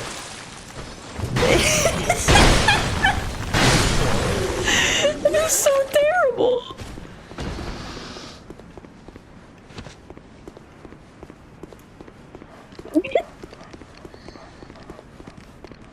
Never say that again. Do not talk about the insight Ussy. I didn't think we could get more degenerate than the rot Ussy, but...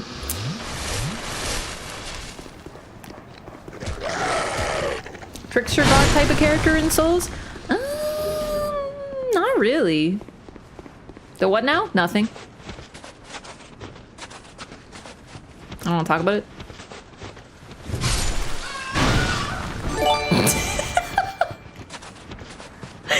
Mr. Meechux, thanks for the gifted sub. To Daedalus, I wonder why. I don't think Daedalus said anything insightful or anything. Ugh, it's not really good fun. I did my best, okay? What happened to control? Alternating days. Hang on, I talked about this at the end of stream last time on Thursday, chat. Are you telling me that you didn't hang out until the very end of stream, until I said bye? Are you telling me that you weren't here paying full 100% attention for the entire length of stream? I don't know. My bad, sorry I work. We're gonna have to work on that. No, I'm kidding. I'm gonna alternate. We're gonna go back and forth. Yo, Sandy Doggo, thanks for the gifted sub to Eternal Dionysiac. Appreciate that. Thank you so much. Oh, I almost walked off the fucking edge and died. Stop walking. It would have been such a nightmare. We would have had to gone through this again. Thank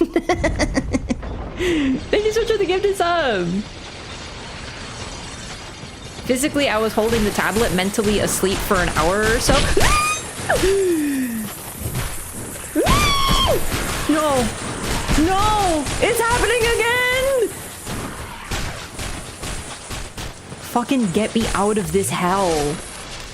Get away from me! I can't hit him! I got no poise! Oh, another one! Holy fucking shit! Oh my god, run. Just run. Just panic. Just freak out and ah!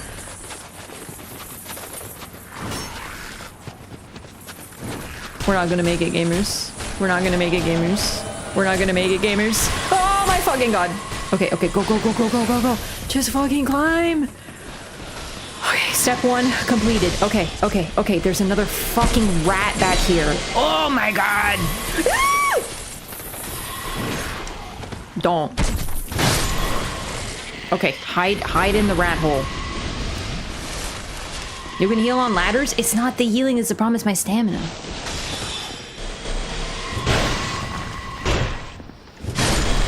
Alright, so there's an invader over there. Hexer Nikolai. Very scary. But, hang on, where is my boy?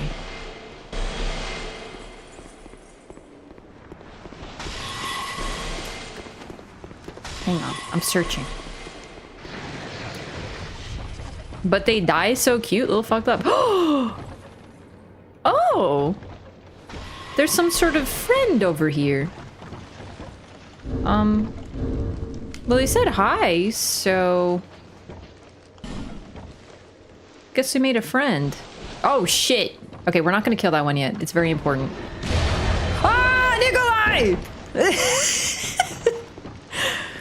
So he's just some sort of white phantom type individual. Oh my god, dude, this place is a fucking nightmare. Get out of here, a bunch of goddamn trees and shit. Oh my god.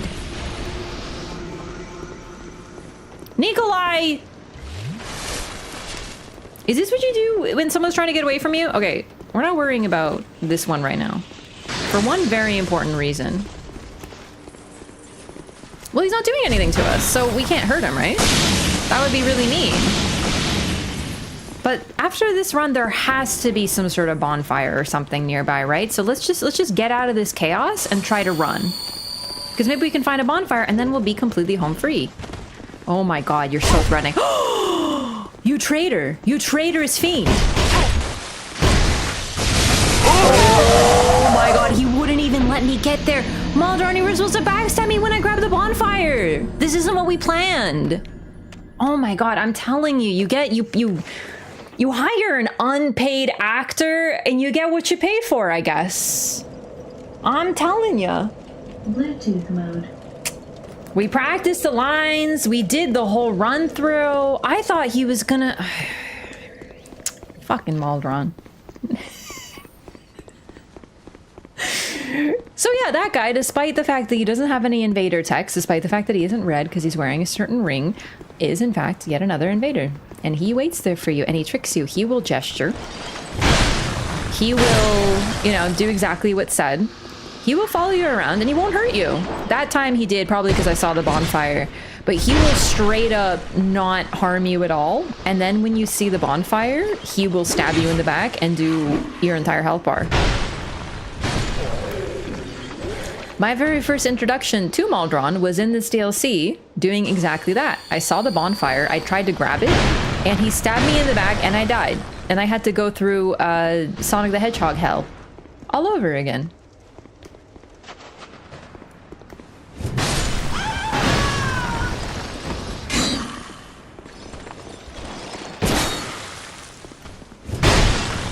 So what I love about that area is that it's so well constructed. First of all, we have... we start the game in offline mode? Oh, right. I should clarify, just in case anyone takes it wrong. That was an NPC. That will always happen. These are not real people. They just act like that. These are phantoms that will always invade you there. That will always happen. Maldron will always be there. Even if you're offline, because they're computers.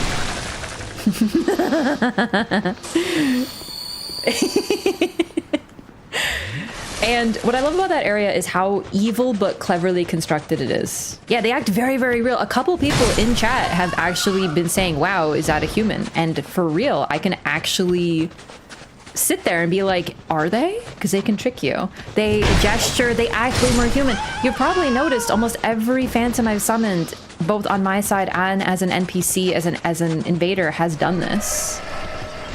They've gestured, they've acted sort of human, they will talk, they will use the talking stones. So, I know PvP and online, this game's very controversial. Frankly, it's funny to me that the invasions are controversial, but co-op isn't. Like, really, these games are constructed around a concept of ephemeral human connection. Both for good and for ill. That is like the crux of why Miyazaki made these games and the way that the online is constructed. Is it a little dated? Yeah, absolutely. Some of the connectivity isn't the best. But the fact is that it's baked into the very DNA from the series all the way back to Demon's Souls. You can play offline if you want to, but this is the only game that gives you that online experience years after the game's been out. And that's what I love so much about it. It's meant to have that moment of, is that a person? But is that an invader? What? You're supposed to react like this. Also, here, you're supposed to realize these guys are terrifying, these hedgehogs. You're supposed to run away from them. You're supposed to be panicking. You're supposed to get the red Hexer Nikolai has invaded text. You're supposed to be like, oh my god, you're supposed to get shot by these guys. You're supposed to panic. This whole area is an absolute hell gauntlet.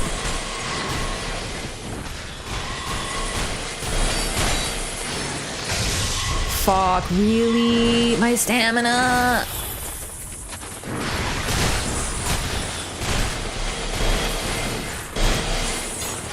And then you're supposed to see a mysterious individual who is an invader, but isn't red? All of it is constructed to give you that moment of absolute troll. Ow. Ow. Oh, fuck. I don't think I'm making it out of this one, gamers.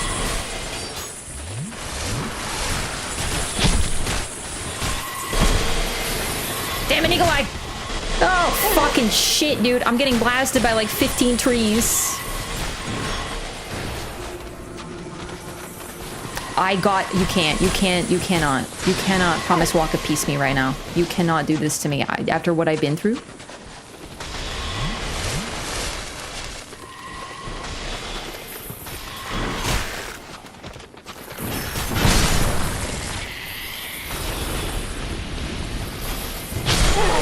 Oh my god!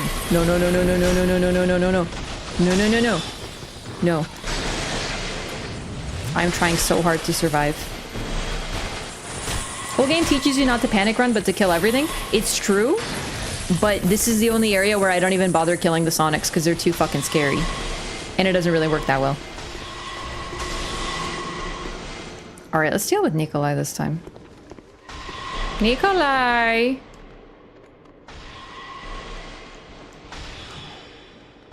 Surely trying the same thing will work. I mean, it worked, didn't it? Come on. Nikolai. Oh shit, you scared the fucking bejesus out of me.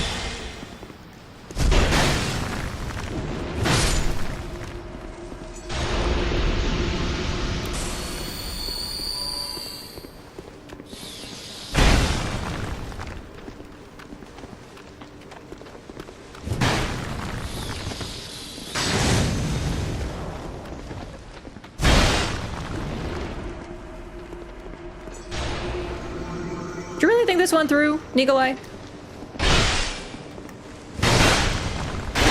You're a caster and I'm right next to you now. Alright, one down. Yo, what's up, Nos? Yeah, back on Best Souls 2. Back in one of my favorite areas. Actually, though.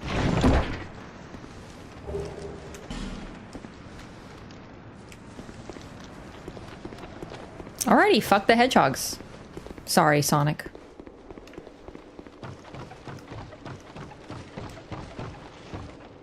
He's trying it again, huh? So, I'm not sure entirely how he works, but I swear to God, here he will absolutely just not hurt you. Like, even if you straight up show him your back. He just follows you.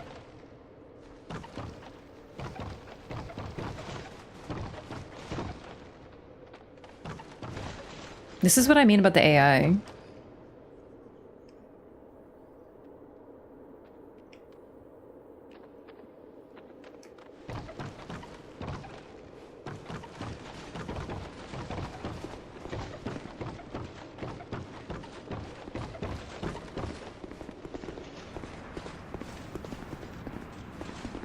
Now? No, okay. What happens if I try to hit you?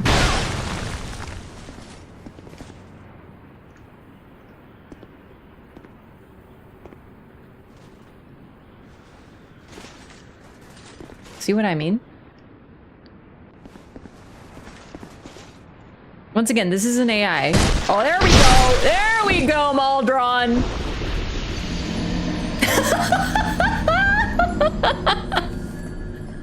No, no, no.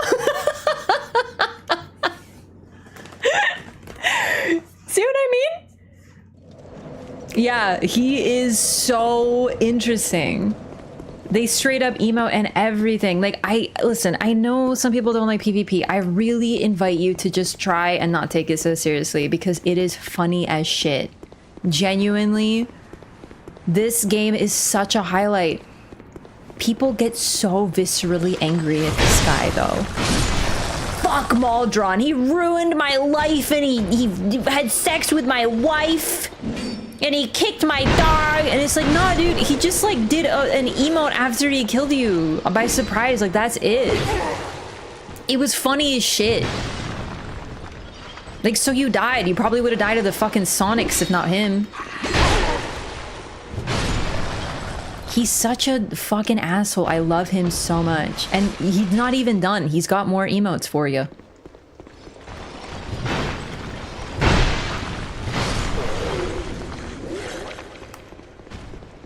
Was it an emote? That was shade? Shades can be emotes.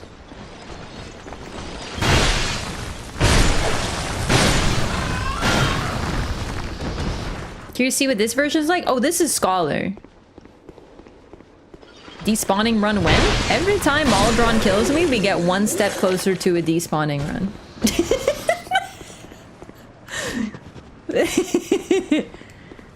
Does it react to humiliation? I don't think he reacts to emotes, but we can test it.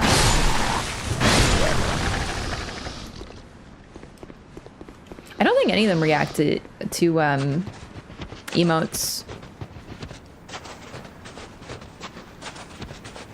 The thing is, this isn't even real PvP.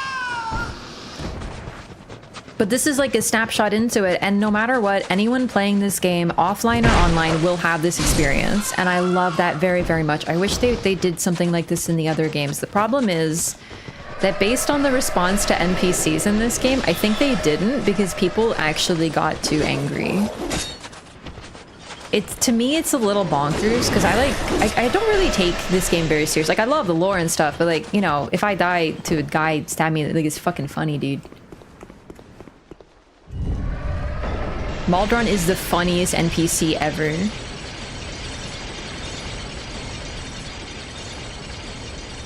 He's so into the bit. These two greatswords are so goated. Yeah, this is my first time doing a pure strength run, and it is pretty damn good.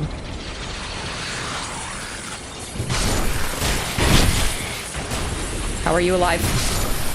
Okay, okay.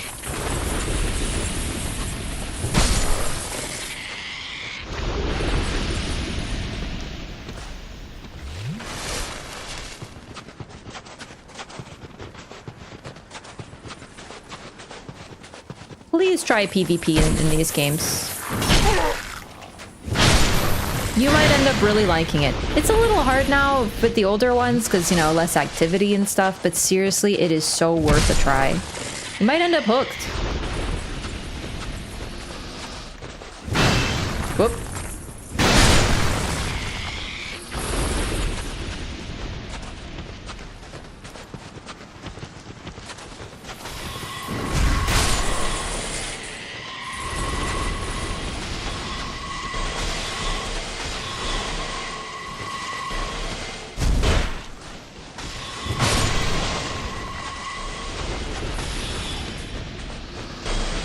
Much easier when you just do it like that, but also way less entertaining than just running through the whole area chaotically, if you ask me.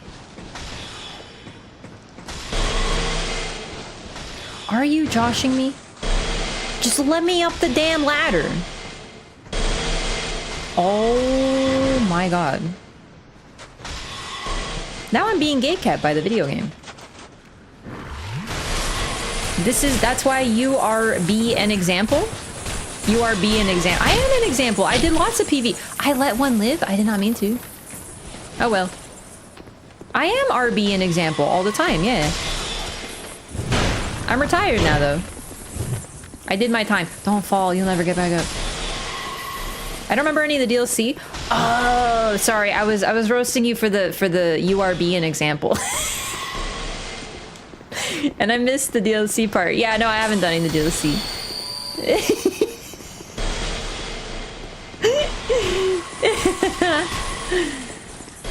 Oh, whoopst! Okay, you. Alright, we are just gonna grab this bonfire real quick, because like I think I've shown off what Maldron does pretty adequately. And now we won't have to go through Sonic hell anymore. But we're not done with Maldron. Hope the NPC gets you good. Joke's on you, I'm into it.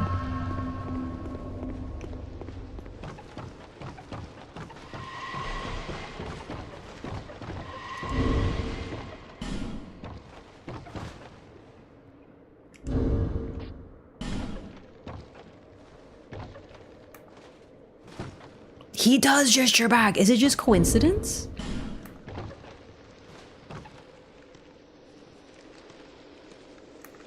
Interesting.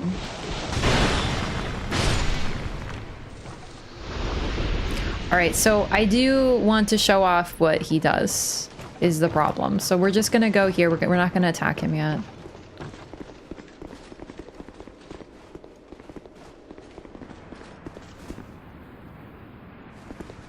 Well, I guess I'll pull this then.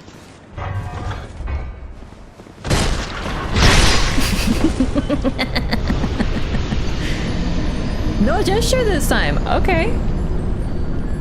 Teabag? There's no teabag. You can't crouch in this game. It's a closed-minded video game. So that's yet another time that he'll just fucking stab you in the back. But right now we're right here, so we'll just go back over.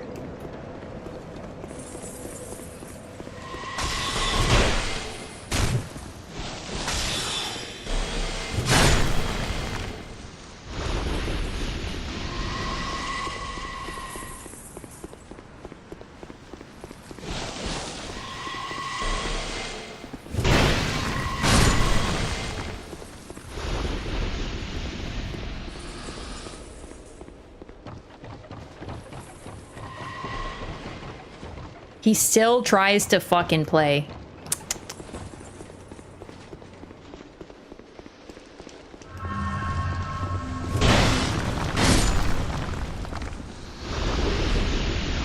got the witch tree branch. Okay, you're gonna be cool.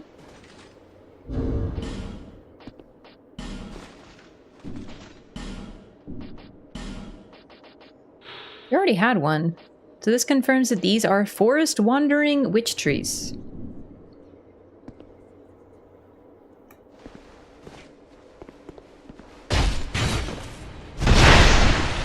I'm done with your shit. And then he runs. Where are you going? Where are you going, Maldron? Maldron? How's it feel? Huh? Yeah, how's it feel?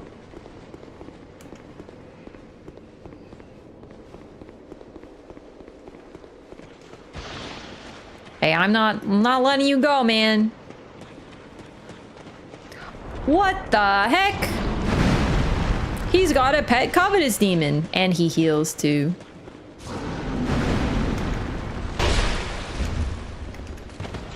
Damn it.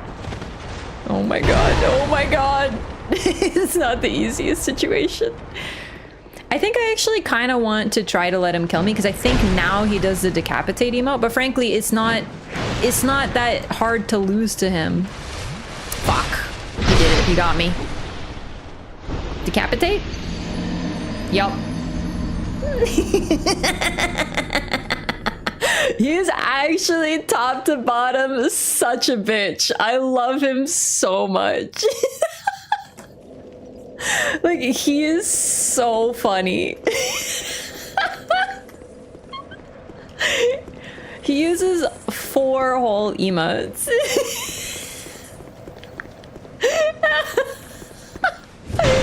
I love him so much. So he only starts running when you pull the lever. Sets up the example of what PvP should look like and how fucking funny it is. Like, it's so funny. Should have kept him in later games like Pages. I know, the fact that he doesn't talk and only communicates with in-game context is my favorite part.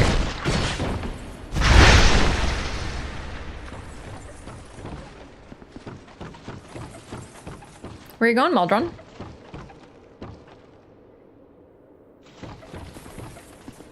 What are you doing? Well, this is awkward.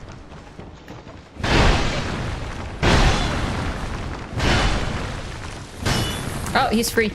Off he goes. Oh, my lord. Bullying him? A little.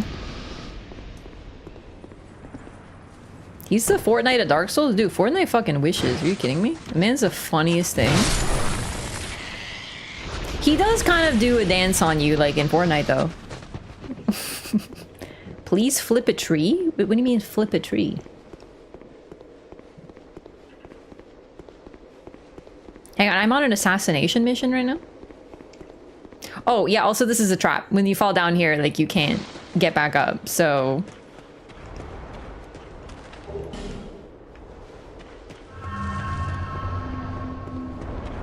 Look at him over there, healing. Oh, gross. Is it an acid paw, you little wiener? Get over here.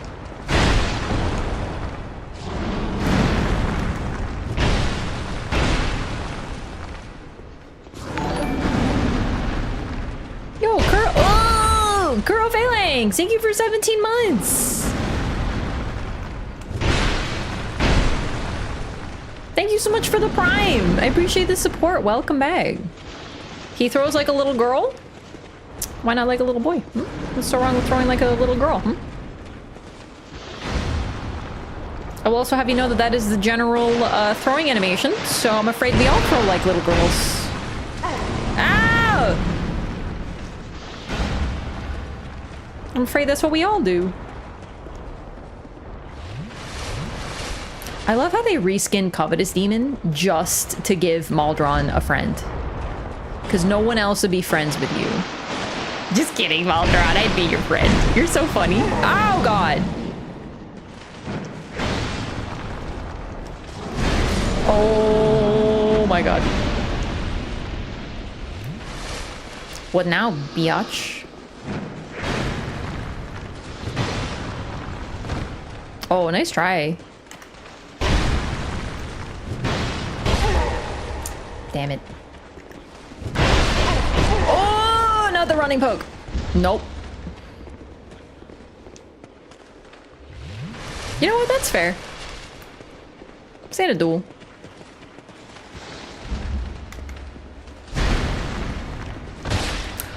What?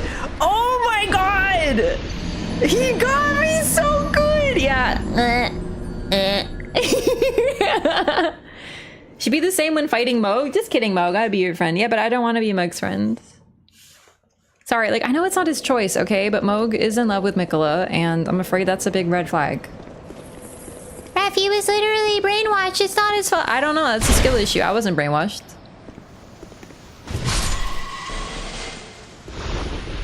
It only happened one time, and I did it for well, okay, honestly, I didn't know that it would happen, but it's for a gesture, all right? That's a skill issue.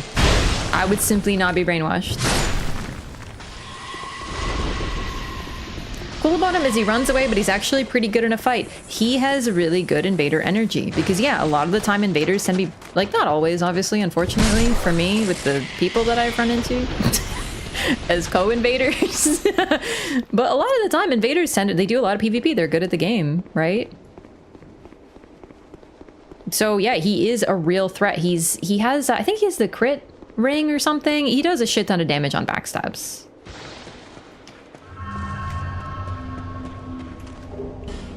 So the covetous demon doesn't... Oh, I didn't aggro him. I forgot. For some reason, I thought he'd just run down here. But yeah, the covetous demon doesn't respawn. I'm on a mission of vengeance now. I can't let him go. Where's my feather?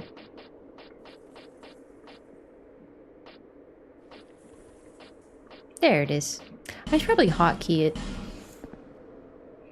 Lances have a good crit bonus to start as well. Oh, I didn't know that. Oh. He is indeed programmed to backstab fish. Also, the NPCs simply not be brainwashed. Mesmer? What do you mean? Mesmer isn't brainwashed. He's my sweet boy. But yeah, the NPCs in this game, one unfair thing about them, really, is that they do have advantages that the player doesn't. To compensate for the fact that we have real human brains, they gave them more iframes, better rolls, things like that. So, like, no stamina. They have, like, unlimited stamina or something. Basically, NPCs are really, really good at the game. And it's unfair. It is. But it's in order to make them more of a threat. So, frankly, I kind of love it. Because, yeah, like, he's dumb. Oh, he does kind of shove you, though. How rude.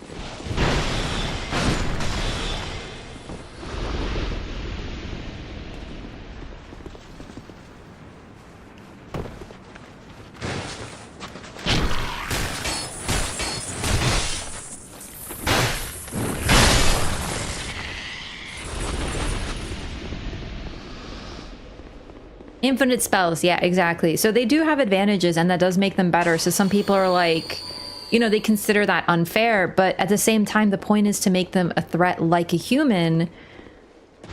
And we have human brains, so one way to compensate for that is that. I actually don't mind it too much. They can be kind of intense, but they're still doable. Good job, buddy.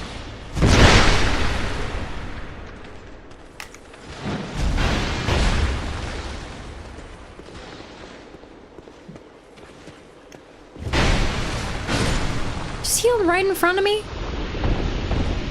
That was the winning fight. That. What a dingus. He doesn't even give us anything.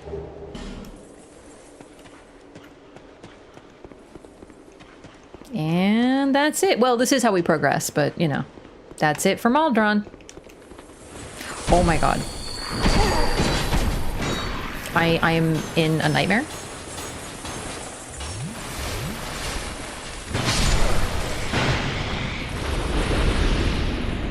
Hidden path ahead. I don't think that's true. Liar. Made a mistake, much like humans, to be fair. Exactly. Shortcut this way, I think. Though it's a shortcut that leads through hedgehog rats, so. And now we're back here. So we don't have to go all the way through the cave to get to this next area, which is definitely totally not a horrific nightmare. So this area is filled with golems. And golems, I love how they're actually differently designed too. So the Ivory King was also able to imbue statues with souls. That's like a thing. But we know about these golems. They come to life when something dies near them. Interesting. Because there's these rats here. Basically, yeah, these things will come to life if you kill these guys too close to them.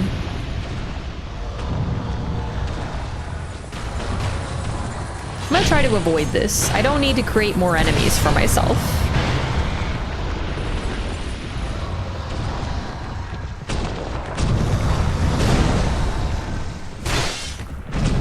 I think this is too close.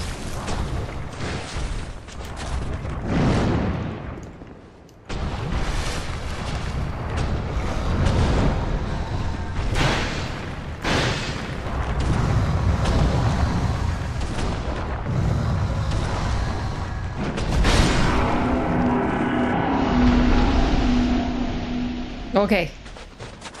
These two had so many cool ideas. Yup. I love it. It's definitely trolly, but it's sort of meant to be, I guess? Like, I love it. It's so evil. Look at all the blood stains.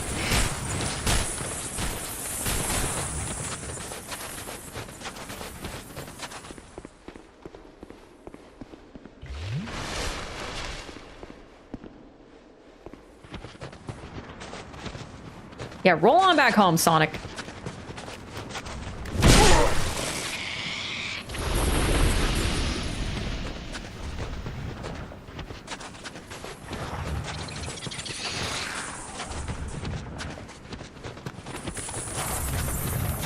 Oh, fuck.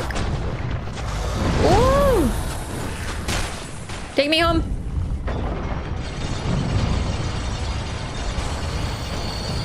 God, I love this area. Don't think I've ever fought a single thing in this valley, but that's the thing. Then you have to kind of run past or be clever. Hole in the chest is the mechanism they use to capture souls. Yeah, pretty much. All of them seem to have a gap. That's also... People ask what's up with the dolls in Ornifex's room. Probably similar thing considering they have a gap there. Holy fucking shit. What a nightmare. We're not done though. We're not done.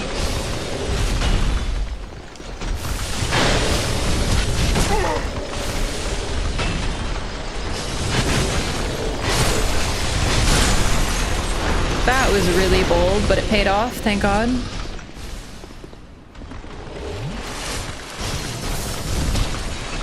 Ow.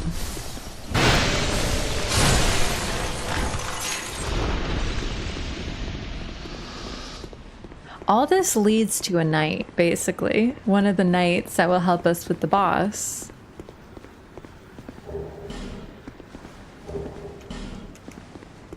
Oh. Oh, maybe it's this I was thinking of. Azal's staff. Staff of Azal, Sage of Farasa. Oh, I said Faram. Sorry, I meant Farasa. For the Faram Knights are from Farasa. Rather roughly crafted, but imbued with the magic of Azal. Greatly intensifies spells, but also drastically reduces spell usages. This staff, unfit for the inexperienced, is evidence of Sage Azal's prowess. The fact that we find it here and we eventually find a bunch of Faram Knights suggests that he was from here initially. And see all the city? Yeah, yeah. It's really beautiful.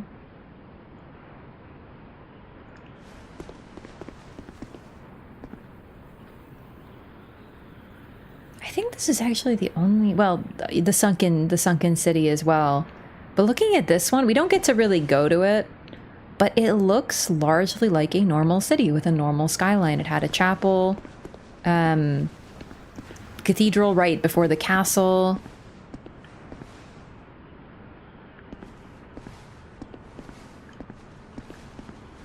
It's beautiful. Very well defended. Really, though, it was to prevent something from getting out, but still. It's pretty interesting. Likely no one wanted to come near here because the Chaos Flame is underneath.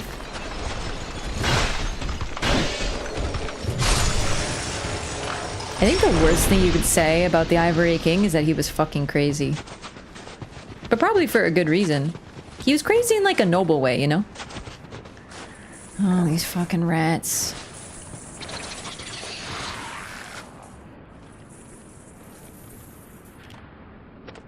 Come on.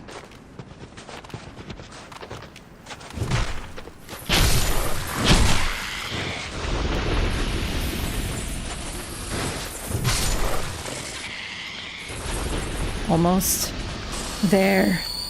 Oh my god, this section's so evil. Ah, what a lovely view. Multiple inner walls, like, it's huge.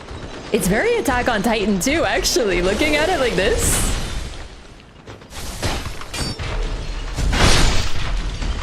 Incredibly well fortified.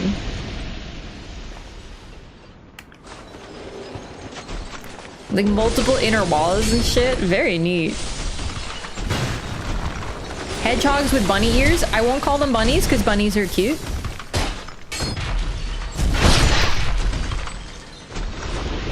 Also, they literally have ice spikes. What kind of fucking rabbit looks like this? To me, they're definitely more hedgehoggy. Maybe porcupiney. Really more porcupiney, but hedgehog's easier to say because I'm a Sonic gamer. Hedgehogs are cute too? Okay, yeah, sorry, but like I like bunnies better.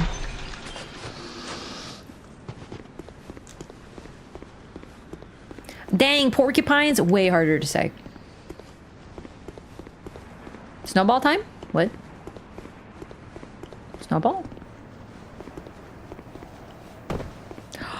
Snowball time. Yes. I remember. Do you just hit it? What do you do with this now? I don't remember. Try beating to a pulp. Yep.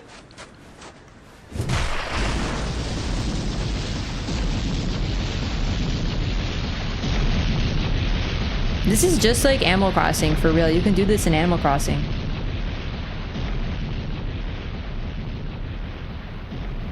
And you make snowmen. And now you have a shortcut! No, I did do that. I just totally forgot. Incredibly realistic take on the physics of a snowball. It's true. That's actually... They get so big because of all the ice magic. It's true. That's so real.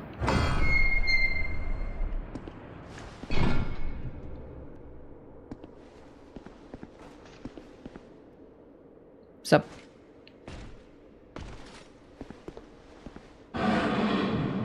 A knight of Aleum Lois seeks the chaos. And now we have another friend.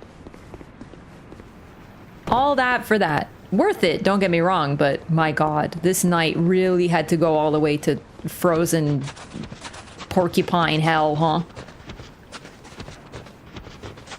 Me when I'm on the toilet, my GF wants something?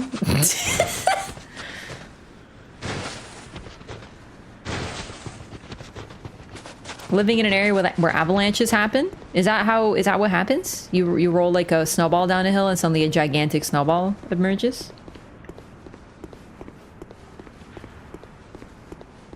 I'm sorry, if that's how long you're sitting on the toilet, then you might want to don't bring your phone to the bathroom with you. It's how you get hemorrhoids, man. Seriously, we need to talk about... You didn't even get a steps in or anything? I do like that he uses the homeward bone too.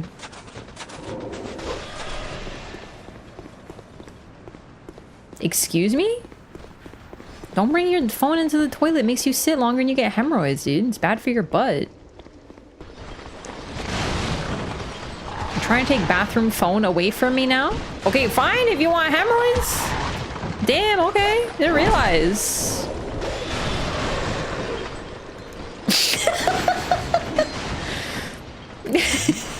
That sounds like a myth. Okay, the phone does not magically create hemorrhoids, but if you spend more time sitting on the toilet is not good for your butt. It's not.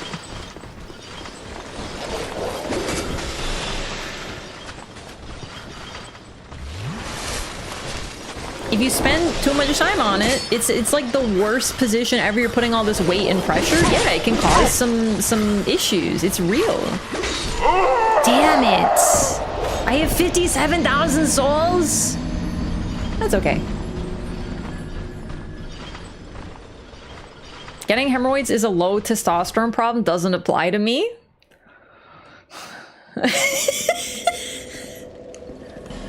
Yeah, that's very low T. Okay, well, some of us don't have natural testosterone, and also some of us might want to avoid it anyway. Okay, where was I? Shit. Here? Sigma mailing. But if you get hemorrhoids, and finally one of those TV medical commercials will apply. But like, do you want that? You know?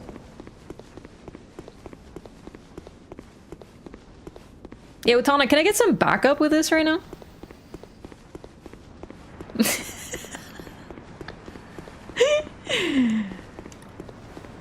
I'm just saying that I feel like there's a lot of folks out there who just want some quiet time, and instead they, you know, go to the bathroom and sit for a long period of time. Like, maybe they're avoiding responsibilities. I don't know. I wouldn't know. Furiously sits on inflatable donut.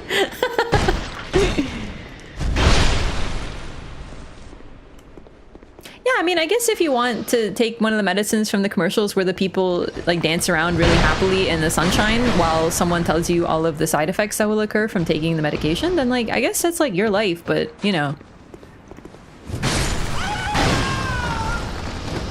Also, clean your phones. That is so real. Yes, you should always clean your phones. Not because of the bathroom thing.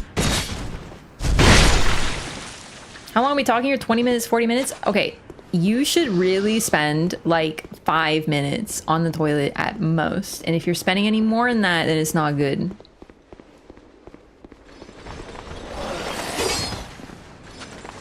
You could be having some other issues. It's true. I have approximate knowledge of many things. Ew, that's judgy. I mean, like I said, if you want to have hemorrhoids, then like go for it. Like, I'm not telling you to live your life. I just think that you might want to like avoid that with your life.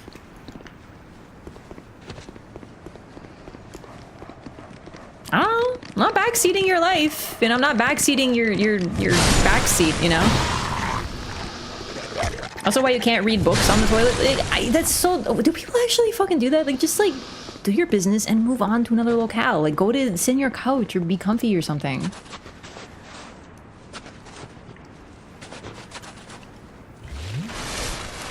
Yeah, everyone who's like watching the stream from the bathroom is feeling very called out right now. What? Oh, looks like my PlayStation internet died. That's a pity. Oh well. What about slab squatting? Does it lead to the same issues? I don't think so, because you're not placing your cheeks upon anything. You're sort of like utilizing the muscles. Do you know what I mean? So you're safe there.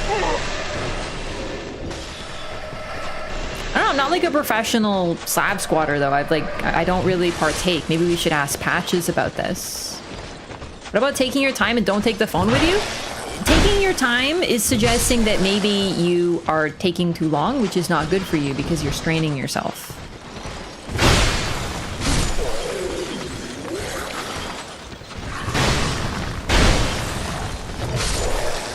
Like, really, you shouldn't need to.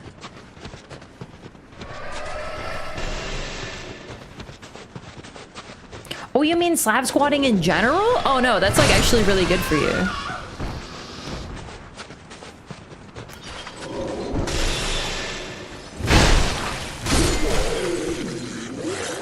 I've been running through the same area of Aleum Lois, so like it's time for real life lore.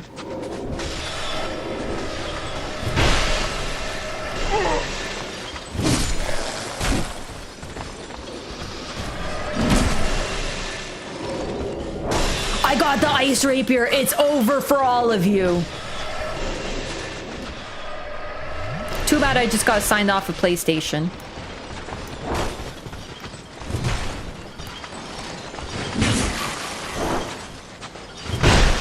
I learned the strangest real-life lore watching Wrath. Yeah, Utana's probably like working or something. Doesn't he know that he should really be telling us really important minor medical information right now? Oh no!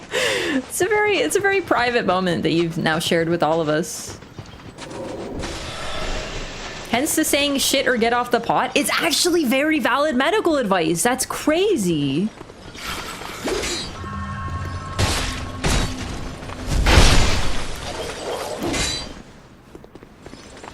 Who would have thunk it?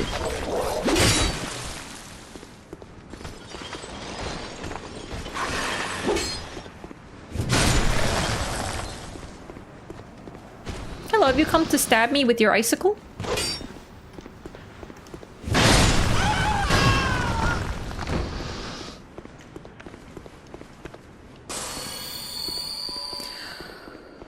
Oh my god, after all this, where the fuck am I even going? All this toilet talk makes me think of Diaz too, to be honest. Why? Because you're watching the stream from the bathroom right now, or what? Honestly, if you're gonna think of a toilet in any Dark Souls game, it's gotta be Dark Souls 1. And now someone's like, how dare you say that Dark Souls 1 is a toilet? No, I'm just talking about the mouth toilets. The enemies. They're definitely toilet behavior. They're toilet-like. See, I just reversed your expectations there. You know the weird demons with the tentacles that walk like bloop, bloop, bloop, bloop, bloop, bloop, bloop, bloop, bloop, bloop, bloop, bloop, in Lost Izalith? I call them mouth toilets because tell me that's not exactly what they look like.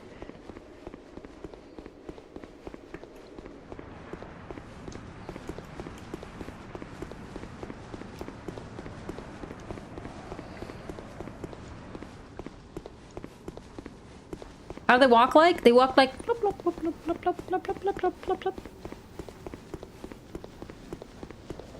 Isn't Blighttown legit a toilet pit? Pretty much every single one of these games has a place that's like, this is where we put our garbage.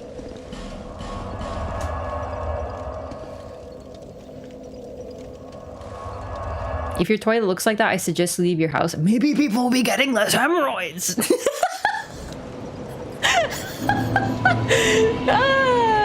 And it's come full circle. Bearer of the curse. Until... Alright, thanks. Sunday morning chats. Is it really Sunday morning? Well, it depends on your time zone, I suppose it is. Exactly. Oh, my YouTube... Hang on. I think my YouTube stream died again. I'm sorry, YouTube chat. I haven't been ignoring you. I just thought you guys were being really quiet today, but it looks like my YouTube chat is just broken, and I can't see you guys. That's the saddest thing I've ever seen. I'll have to figure out what's going on with that. I think something's going on with OBS or Restream. I wonder why it was so quiet over there. Is the YouTube stream still live? Anyone who's perhaps double on both? Oh no, it's OBS because now Twitch chat isn't working.